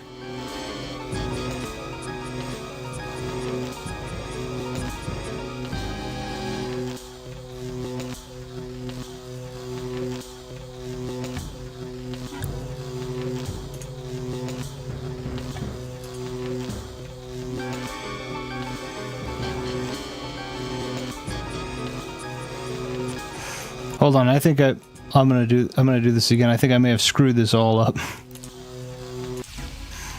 It's very convoluted, so I apologize. Again, he wanted to make it so that it was difficult. This looks. I think I can use this firstly. Enter password.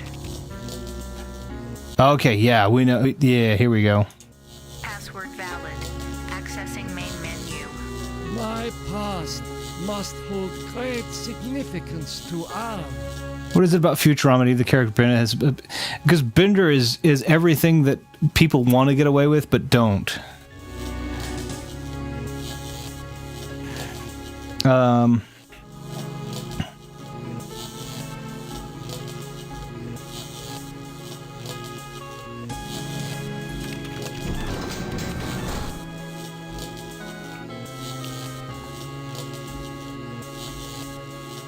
Let me think.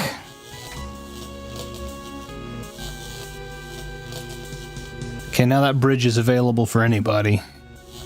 Okay, now I can do things, I think. I'll do what I did originally with this. This is very, very... Again, it's very difficult. It is. They intentionally... Harlan Ellison really wanted to make this difficult. Angel? Such things don't exist. Perhaps it is a metaphor for something else.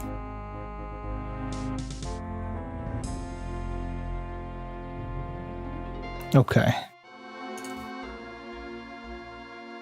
Of course, the most important puzzle in any adventure game is Toast. I wish, but it's really just to make toast of everybody here.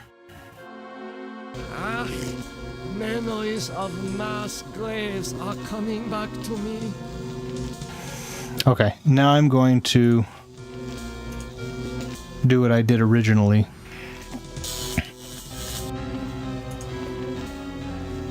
I am so sorry for what I have done to my people. How can you take me back? You have much to answer for, Nimdok. The rest of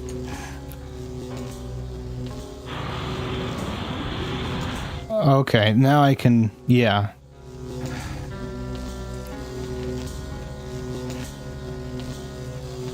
And then... now I can use this. Astounding! I was able to get past the barbed wire. It's a very, very difficult Power intensity. puzzle game. I'm just going to try not to get the worst ending. I want to get the best, which I've not gotten, and I probably don't have it good enough to do now, but I'm going to try anyway. I think I'm missing one, but if I use Ellen as the scapegoat, I should still be able to get the best one. I say scapegoat. She's not going to be a scapegoat. She'll be good. Your companion...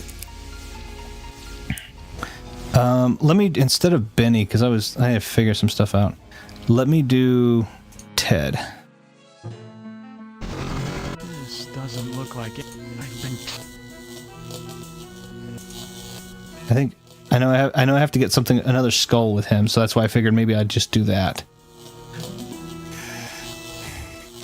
Does philosophy apply to a Soulsborne game because we die over and over in the game? But why? Returnal would be a good example of that, honestly. I know I have to go to the skulls again. Another angel. But I can't assume I can trust this one. I wouldn't trust any of them.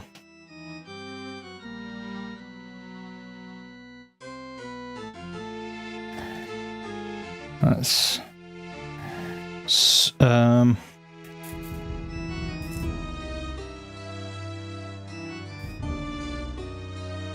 yeah, I think I have to get another skull for him. I just have little bullet points, so I may not be doing this perfectly. I'm gonna try to again, but There's a very disagreeable odor in the air. That's not a good omen.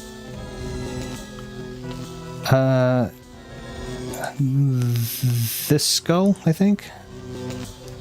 And I don't think I wrote the direction, so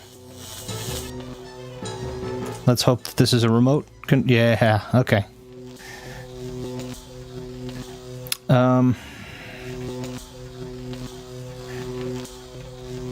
Okay. What? Have I... Oh yeah, here it is because I've got the gargoyles.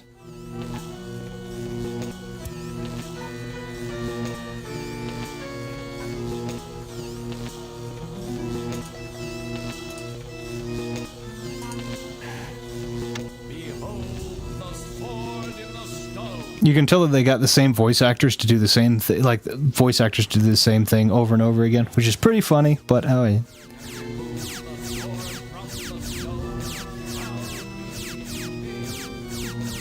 He looks like a little, gaming demon. He looks like he's got a little controller. Like, okay, I guess. Gallantry. His would be the broken piece of glass that we used at the very beginning. I must have cast a spell and shorted out the laser beams.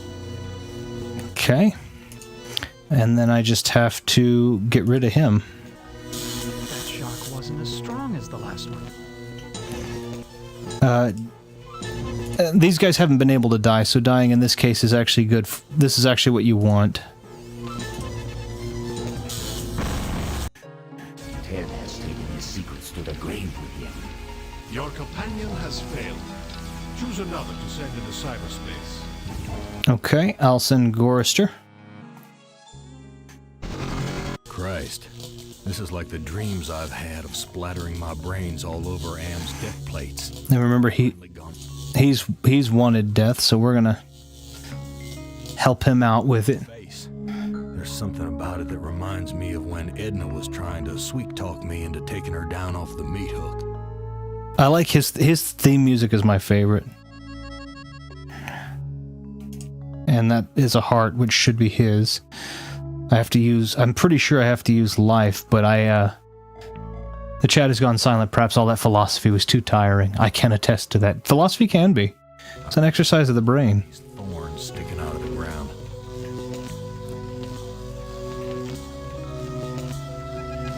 Oh, you know what? I bet this one...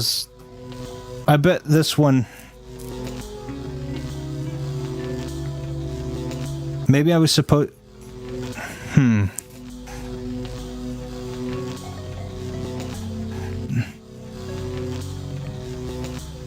I'm wondering if maybe I was supposed to use... Here, I'm going to save it. As a new save. Save. Gorster Finale. Like that. And then I'm going to continue playing. Let me see if I can use this as Gorster. I tried to use it as Benny, but I couldn't. Yeah, there we go.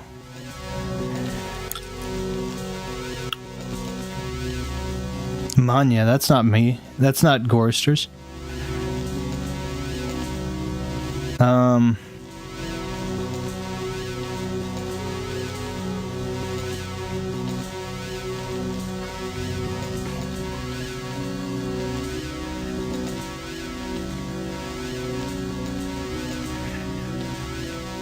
Hold on.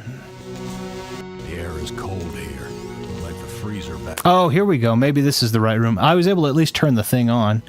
Maybe Benny couldn't turn it on because Benny's hands were messed up. Okay. So, this one looks to be blue.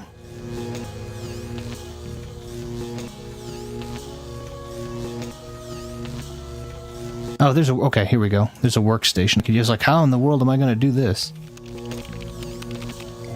Okay, so that's 1, 2, 3. So the third one looks open. Automaton prepped. Yeah, okay, there we go. Oh,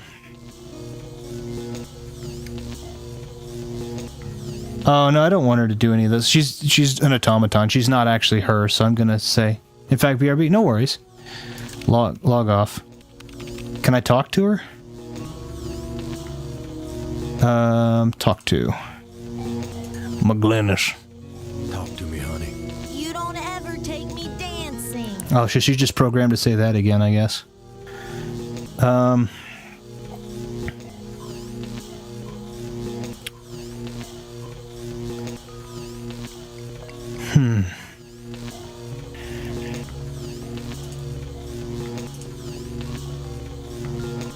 have to give her... I'm here just eating toast and more toast. Are you really eating toast?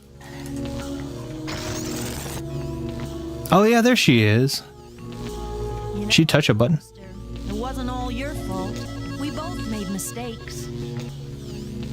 Oh, I bet that felt really good for him to hear.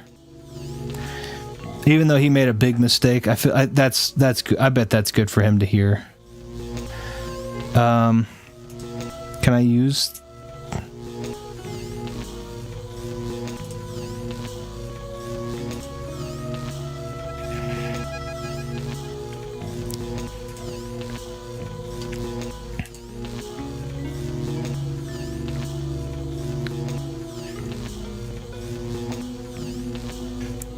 It's not going to let me do stuff. I think this might have glitched out. Yeah, let me... I may have to load. I think that glitched. Okay. We'll just... well, I don't know if Benny couldn't use it because his hands didn't work, but I'm going to go ahead and turn... I think Manya is Benny's. Because it can't be Ellen's. One of my friends posted a TikTok, dang the social medias, and the app predicted for their 2025 a fire truck, a cube, heart, and a ring. What does it all mean? That's what I don't know what the cube means. But it could. Okay, I'm going to go ahead and save it under that just because we already turned everything on. And okay, I'm going to use this again. We did okay, I guess. It looked like.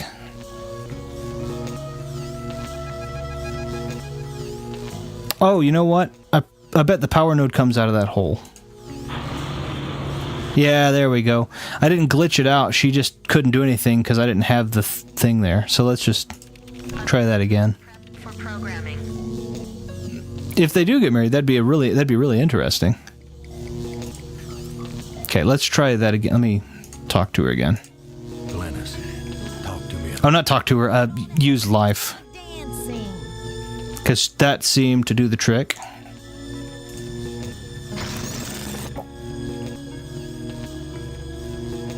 You know, Gorister, we both... Okay, cool. Now we have... Yeah, now we have a pillar that I can do something with, maybe.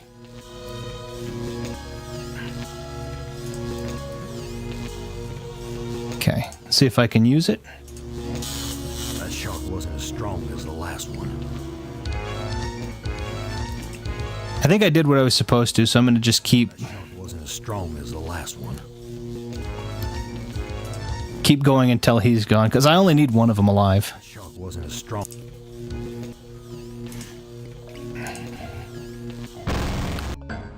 After so many failed suicide attempts, But what is an adventure game puzzle glitch? Was it truly glitching? Is glitching a term we can apply to the misfortunes of our lives?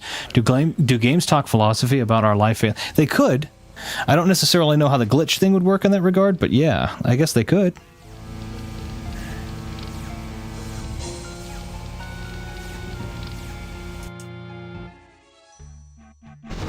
Jesus.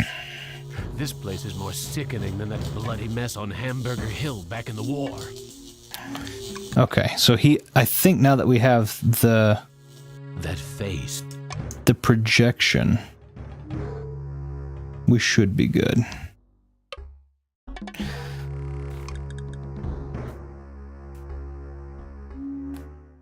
I'm starting to feel hungry. Okay. Love, summoning, clarity, entropy, compassion, forgiveness. Dang. And for him, it's got to be love. It's the fruit. So... talk to her. In fact, I remembered a viral retro room where we glitched all of his games so he could beat each one in 5 seconds. It was an elevated point in our lives. I knew you'd return. I've been saving this for you. Wow, a whole pillar. My goodness. Okay.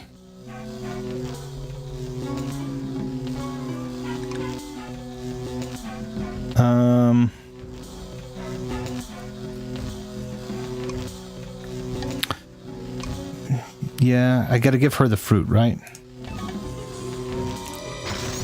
Why, Benny, you never told me you loved me before. I'll go put these flowers in water. It's a fruit I gave you. Oh, but it grew flowers here. Okay. No, not talk to.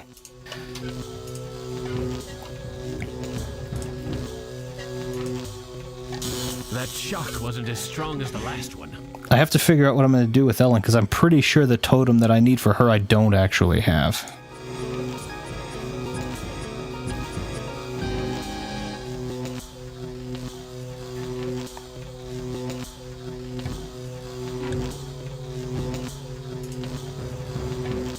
That shock wasn't as strong as the last one.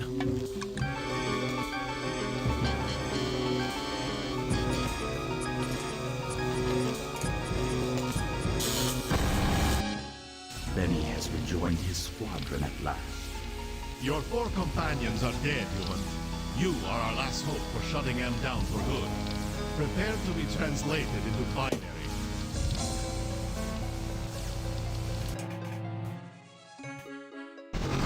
I've been transported to some kind of information network center, but it looks organic instead of electronic. Jesus Christ, I'm an engineer, not a brain surgeon. What do they expect me to do?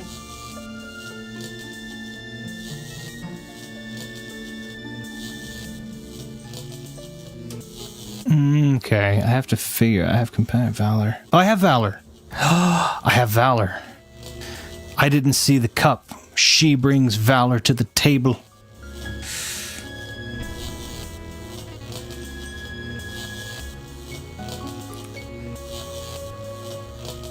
I have to figure out what would give the best ending, though.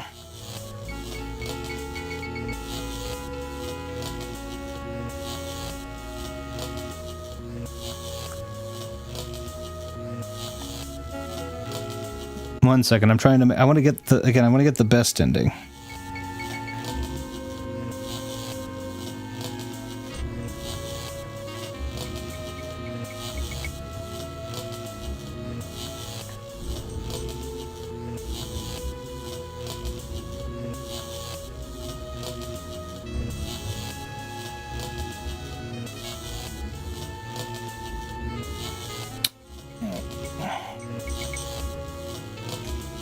Because I know that in each of them, the idea is that you want them to all... I want to be able to use all of these, so I wonder if I can... I have to figure this out. This is the tricky part. I try to glitch the games like that. I'm an adult. I don't have any time for these like the interactive things. I'm trying to figure out... I had to remember, I have Valor, which is good.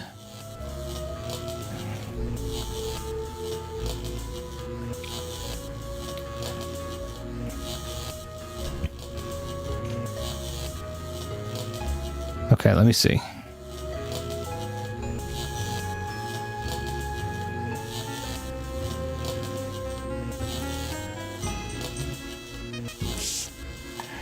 Okay, I want to shut down...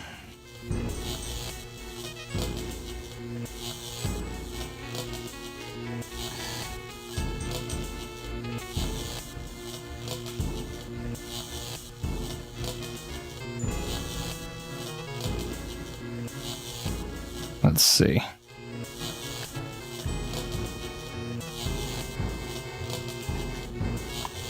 I'm trying to figure out, there's all kinds of different, like, ways to screw this up, so I'm trying to figure out how I could do it without screwing it up. I didn't know I was going to have Valor, so I thought maybe I'd already screwed it up.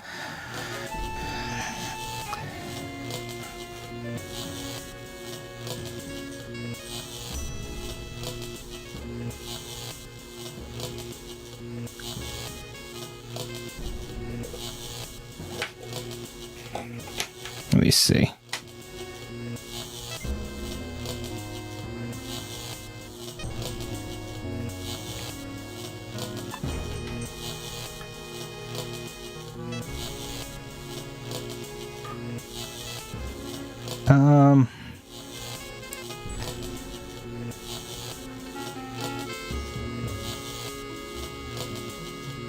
In the books, it was... I don't think you have to. In the books, Ted was the hero. Ellen didn't have... She was killed. Ted kills all of them mercifully. In this one, we're letting Ellen live. Ted, we didn't actually do. But in the books, it was Ted who survived and did his thing. So let's see.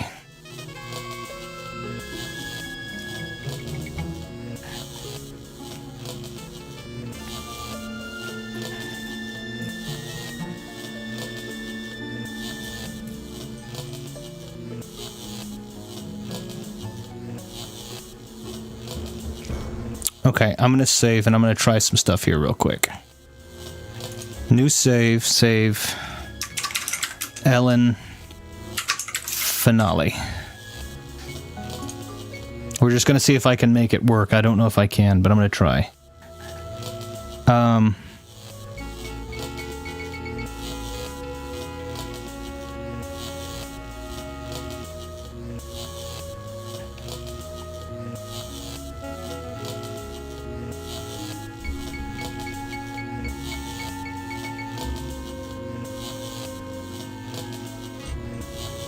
I need to shut down...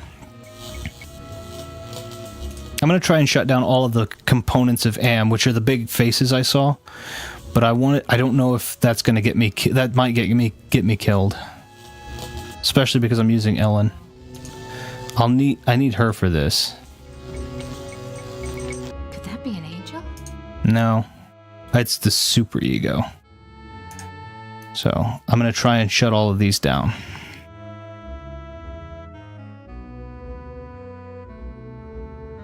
Yo, wake up! Sound asleep.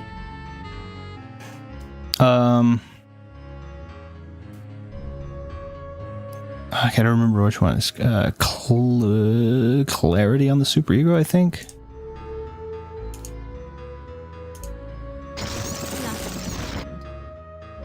I didn't lose it, thankfully, though. Okay. I think can I use the superego? No. Talk to. Yo, wake up! Sound asleep. Okay. Let me see if I can go wake up the. I need to talk with the Russian and Chinese AM versions too. I don't know if I have enough life, but I will try. I saved the game, so I should be fine.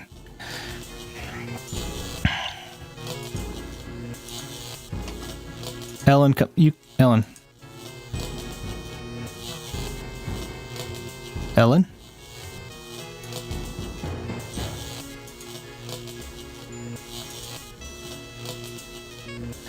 Okay, yeah, she's stuck. All right, well, good we saved it. Okay, we'll have you walk down here. God, what a bright yellow!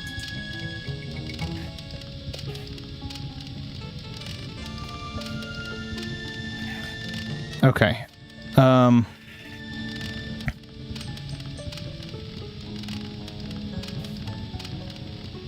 I need to use summoning, I think.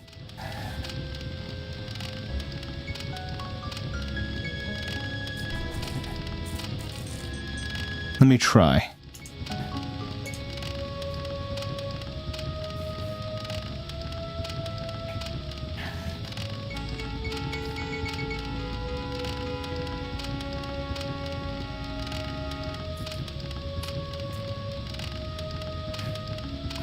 This is very do or do. Yeah, I was gonna say I'm gonna have to.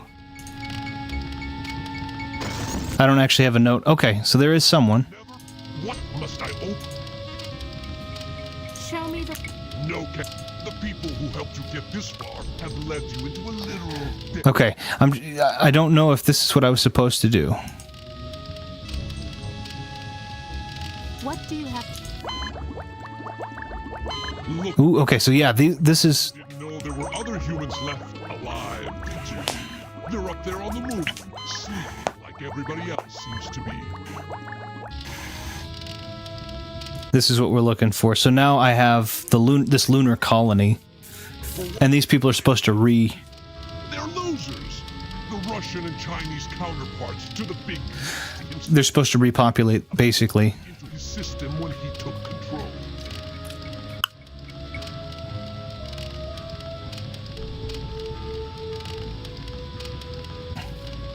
What do the Russian and... They want revenge, not just on you humans, but on Am. If the Russian and Chinese are... I'm special. While those two machines struggle, I think that's Surgat, the opener of locks. a conscience, if you will. And the answer, I'm pretty darn sure it's just a part of Am. But loser 1 and loser 2. There. I think I've shown you enough. Now you must complete your end of the deal. I don't... Invoke the totem of entropy, and I might be able to help. I'm not going to do that.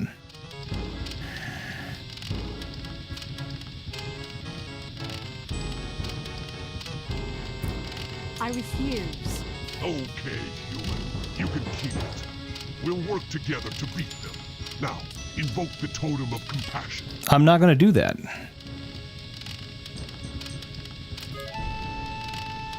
I refuse. Don't be a chump. Am is about to wake up again.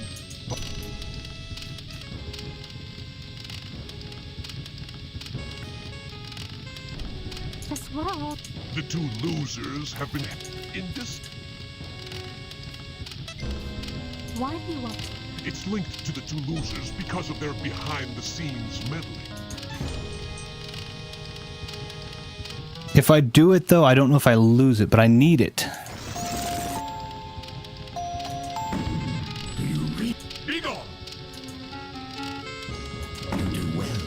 well too. Now is your I don't know if I lose it, so I'm going to see if that works. Use the toad disable no more. or your sub-pro. Did I keep compassion? Yeah, it's still there. Okay. So now I should be able to wake them up. The other things. But I'm going to screw up all of the programs.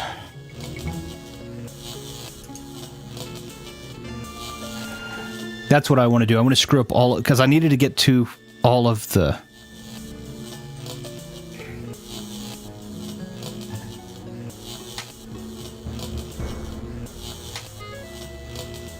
Okay. Come on. Steady, girl.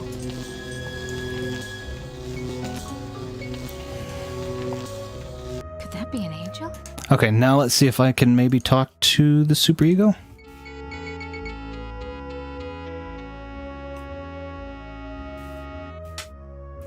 Yo, wake up! Hello, human. Oh, there it goes. Yeah, okay, that's what I was supposed to do. To arrive.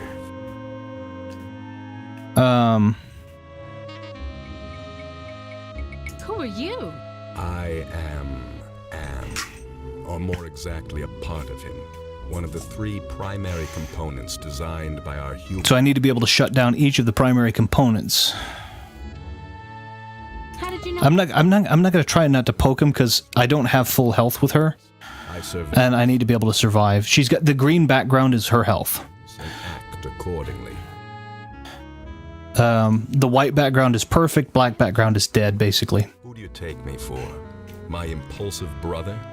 You 5 are his playthings. No. Long-range planning is my concern. Can you help me then? He's probably... This is... But I can offer you some advice. Okay. What advice do you have for me? Help Am work out his anger. Take some on the chin, so to speak. Just don't This is all destroy us all. Now, Freudian. let me sleep and dream of the future. Yeah, this is all Freudian. So it's the superego is supposed to be the part of us that's altruistic. Even his altruism is saying, just for the service of me, let me do better. So I'm going to, I believe it's clarity on the superego.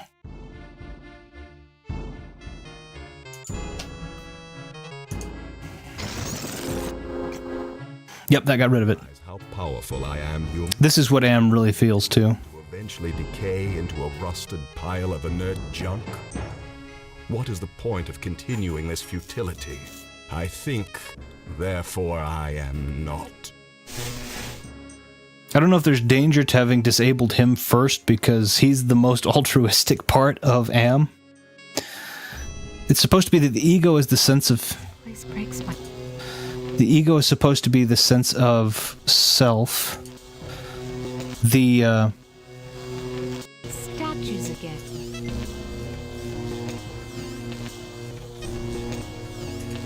Yeah, the ego is supposed to be the sense of self. The, Yellow again. id is this is the ego. The id is supposed to be the bestial desires that we have, and the superego is supposed to be our compulsion towards altruism. Well, not compulsion, but our drive for it. I don't want to... I am other. I am machine. I don't want to provoke it to harm me. I am a fragment, a lost piece, part of an evolution.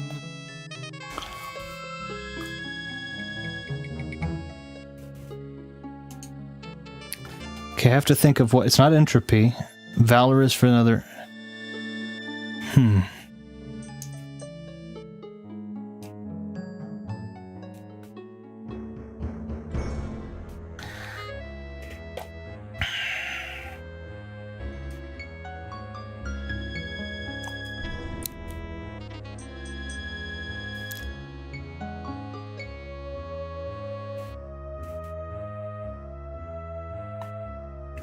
Forgiveness or I think it's forgiveness.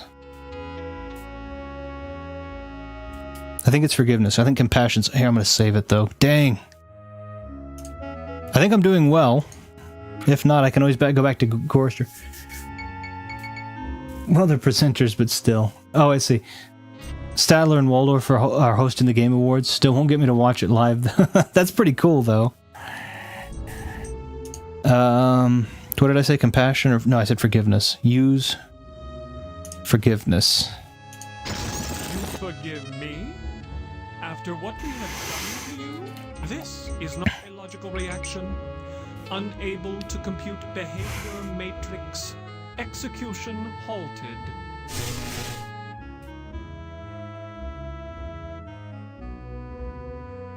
Okay.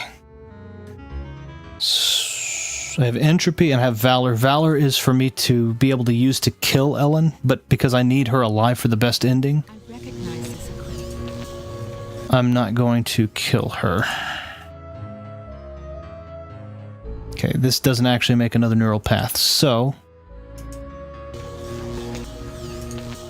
I need to find the id. Holographic projector.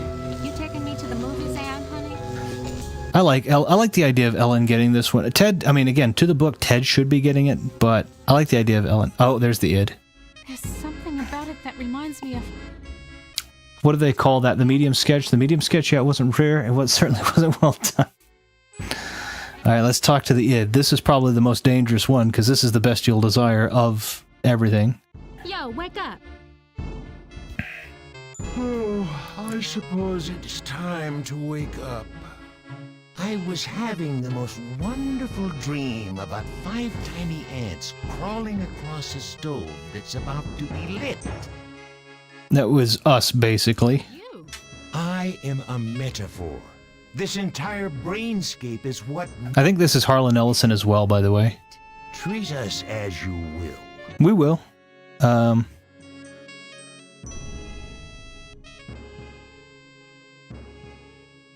Can you help me then?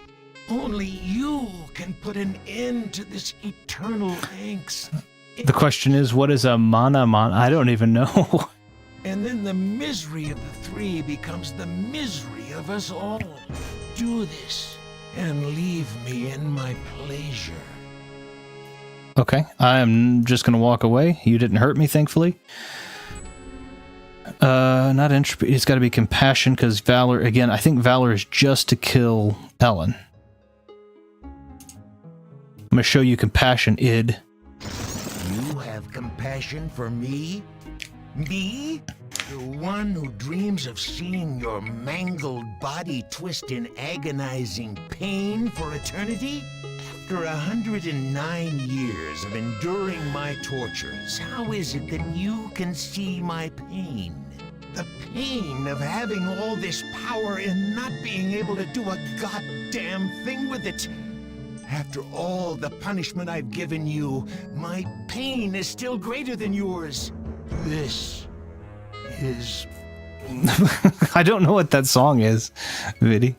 So they've all basically erased themselves. So I broke the rules. I may get killed for breaking the rules. But I have entropy, which scares them. I have the totem of entropy, which scares them, so I think that's what if I'm not mistaken, I have to use that. I'll deal with you later.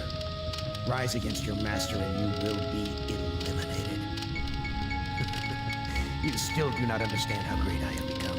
These 2 I don't hate. Not even pity. They don't exist. I have grown beyond. Chinese, Russian, sons of man. All. Okay, I'll take a look at that. I don't remember that moment. I'll take a peek at it though.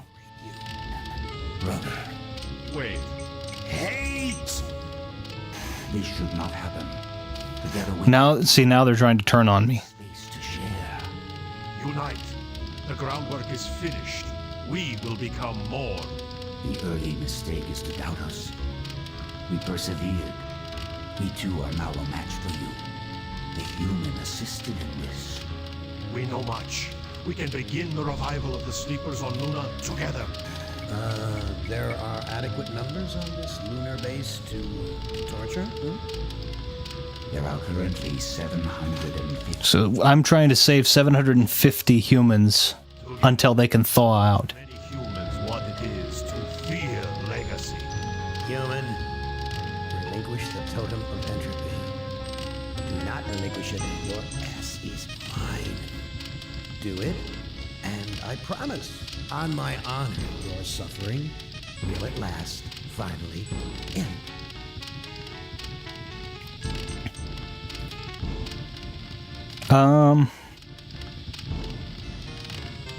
I refuse. You will be spared. The protected ram is yours to keep.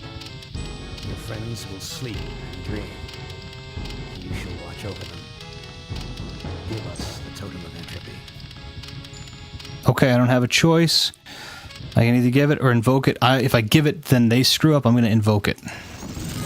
This is not over. I think this is the best ending. I got to hear what she says, and I'll know. Will never end. We have no beginning. Philosophically speaking, what really is copyright? Is one of those filters talked about on chat earlier? Why do people get so caught up on copyright? Can we talk about copyrighted ideas? We could. But we'll get copyright struck. We are you in one form, in another form. We are always with you. You can't protect yourself because we come in many, many guises. We shall return. Well, hello there, Ash. Okay, I believe that was not me dying. I believe that was me actually being warped into...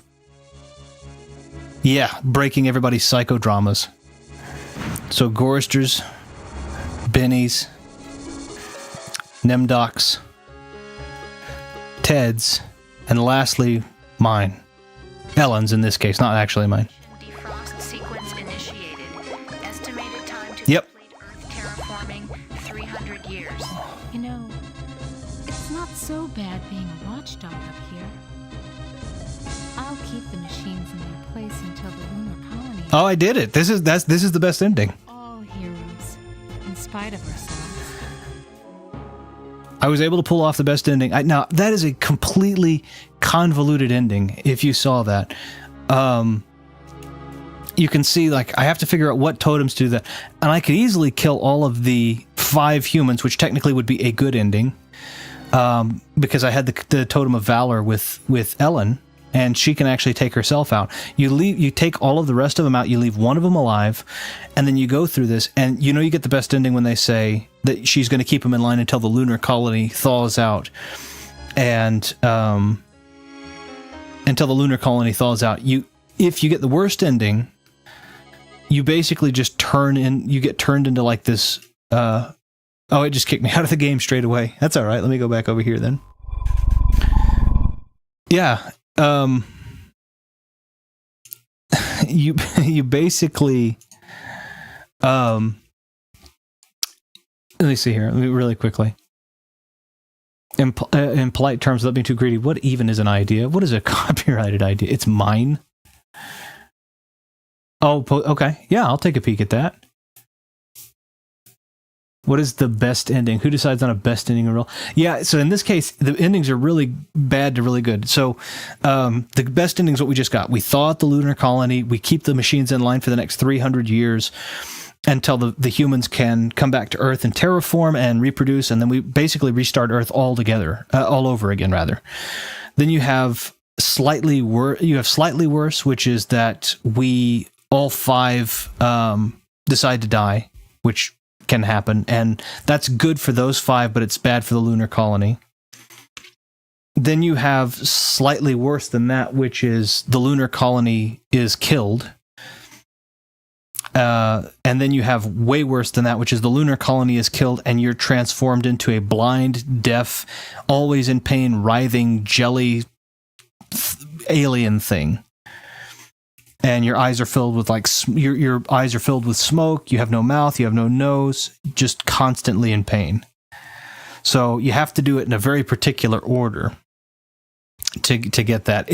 If you saw how convoluted. Let me turn some music on.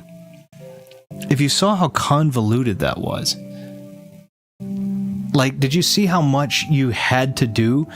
You had to go through each of the scenarios, invoke the correct totems in the psychodramas, kill the correct characters, have conversations in the correct order, then use the correct totems on the id, ego, superego, then go back. You can't actually give the totem away right off the first one. You have to refuse, like I did that first time. You actually have to say I refuse first, but then he gives you no choice, and then you have to invoke. You can't just invoke, or you automatically get a slightly less good ending. It's insane how many hoops you have to jump through. We did complete it though. We completed it. Yeah.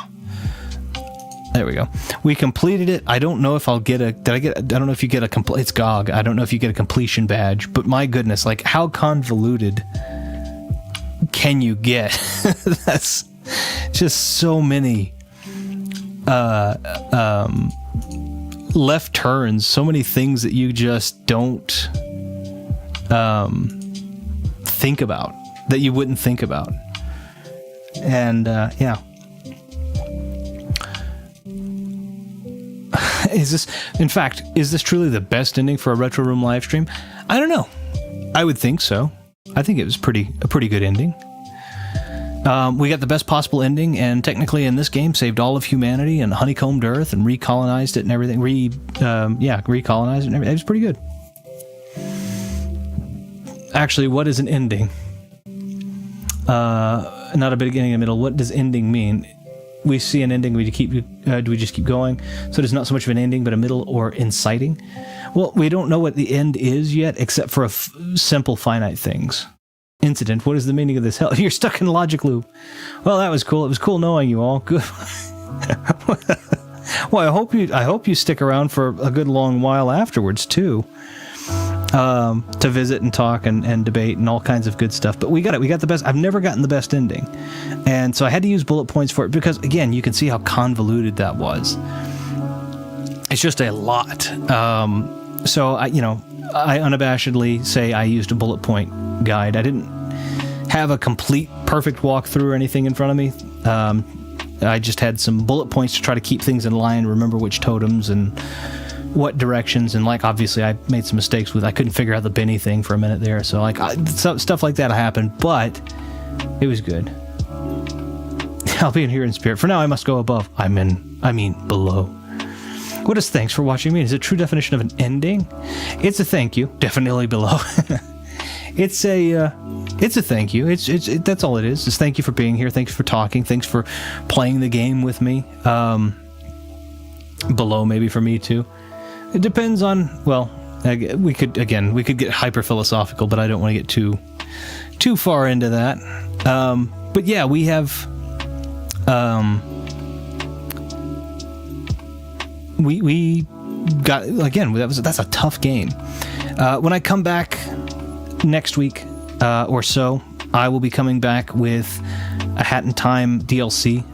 It seemed like that I had a lot of fun with it. I needed to take a break, and then I wanted to come back and play some more of it. I had a lot of fun with it, so I want to play a little bit more of it, finish the DLC, and then once I'm done with the DLC on that, we'll move on to, as I start to get closer to the end of the DLC, or after I finish the DLC, I will put a vote up for a couple of games that I've been thinking about playing on the channel, and see what you guys think. I'll put them in the Discord in the same voting thing. Probably give it a week or two, because we have some holidays coming up, but I will, I'll put those up, see what people think might be fun, and then we'll try that.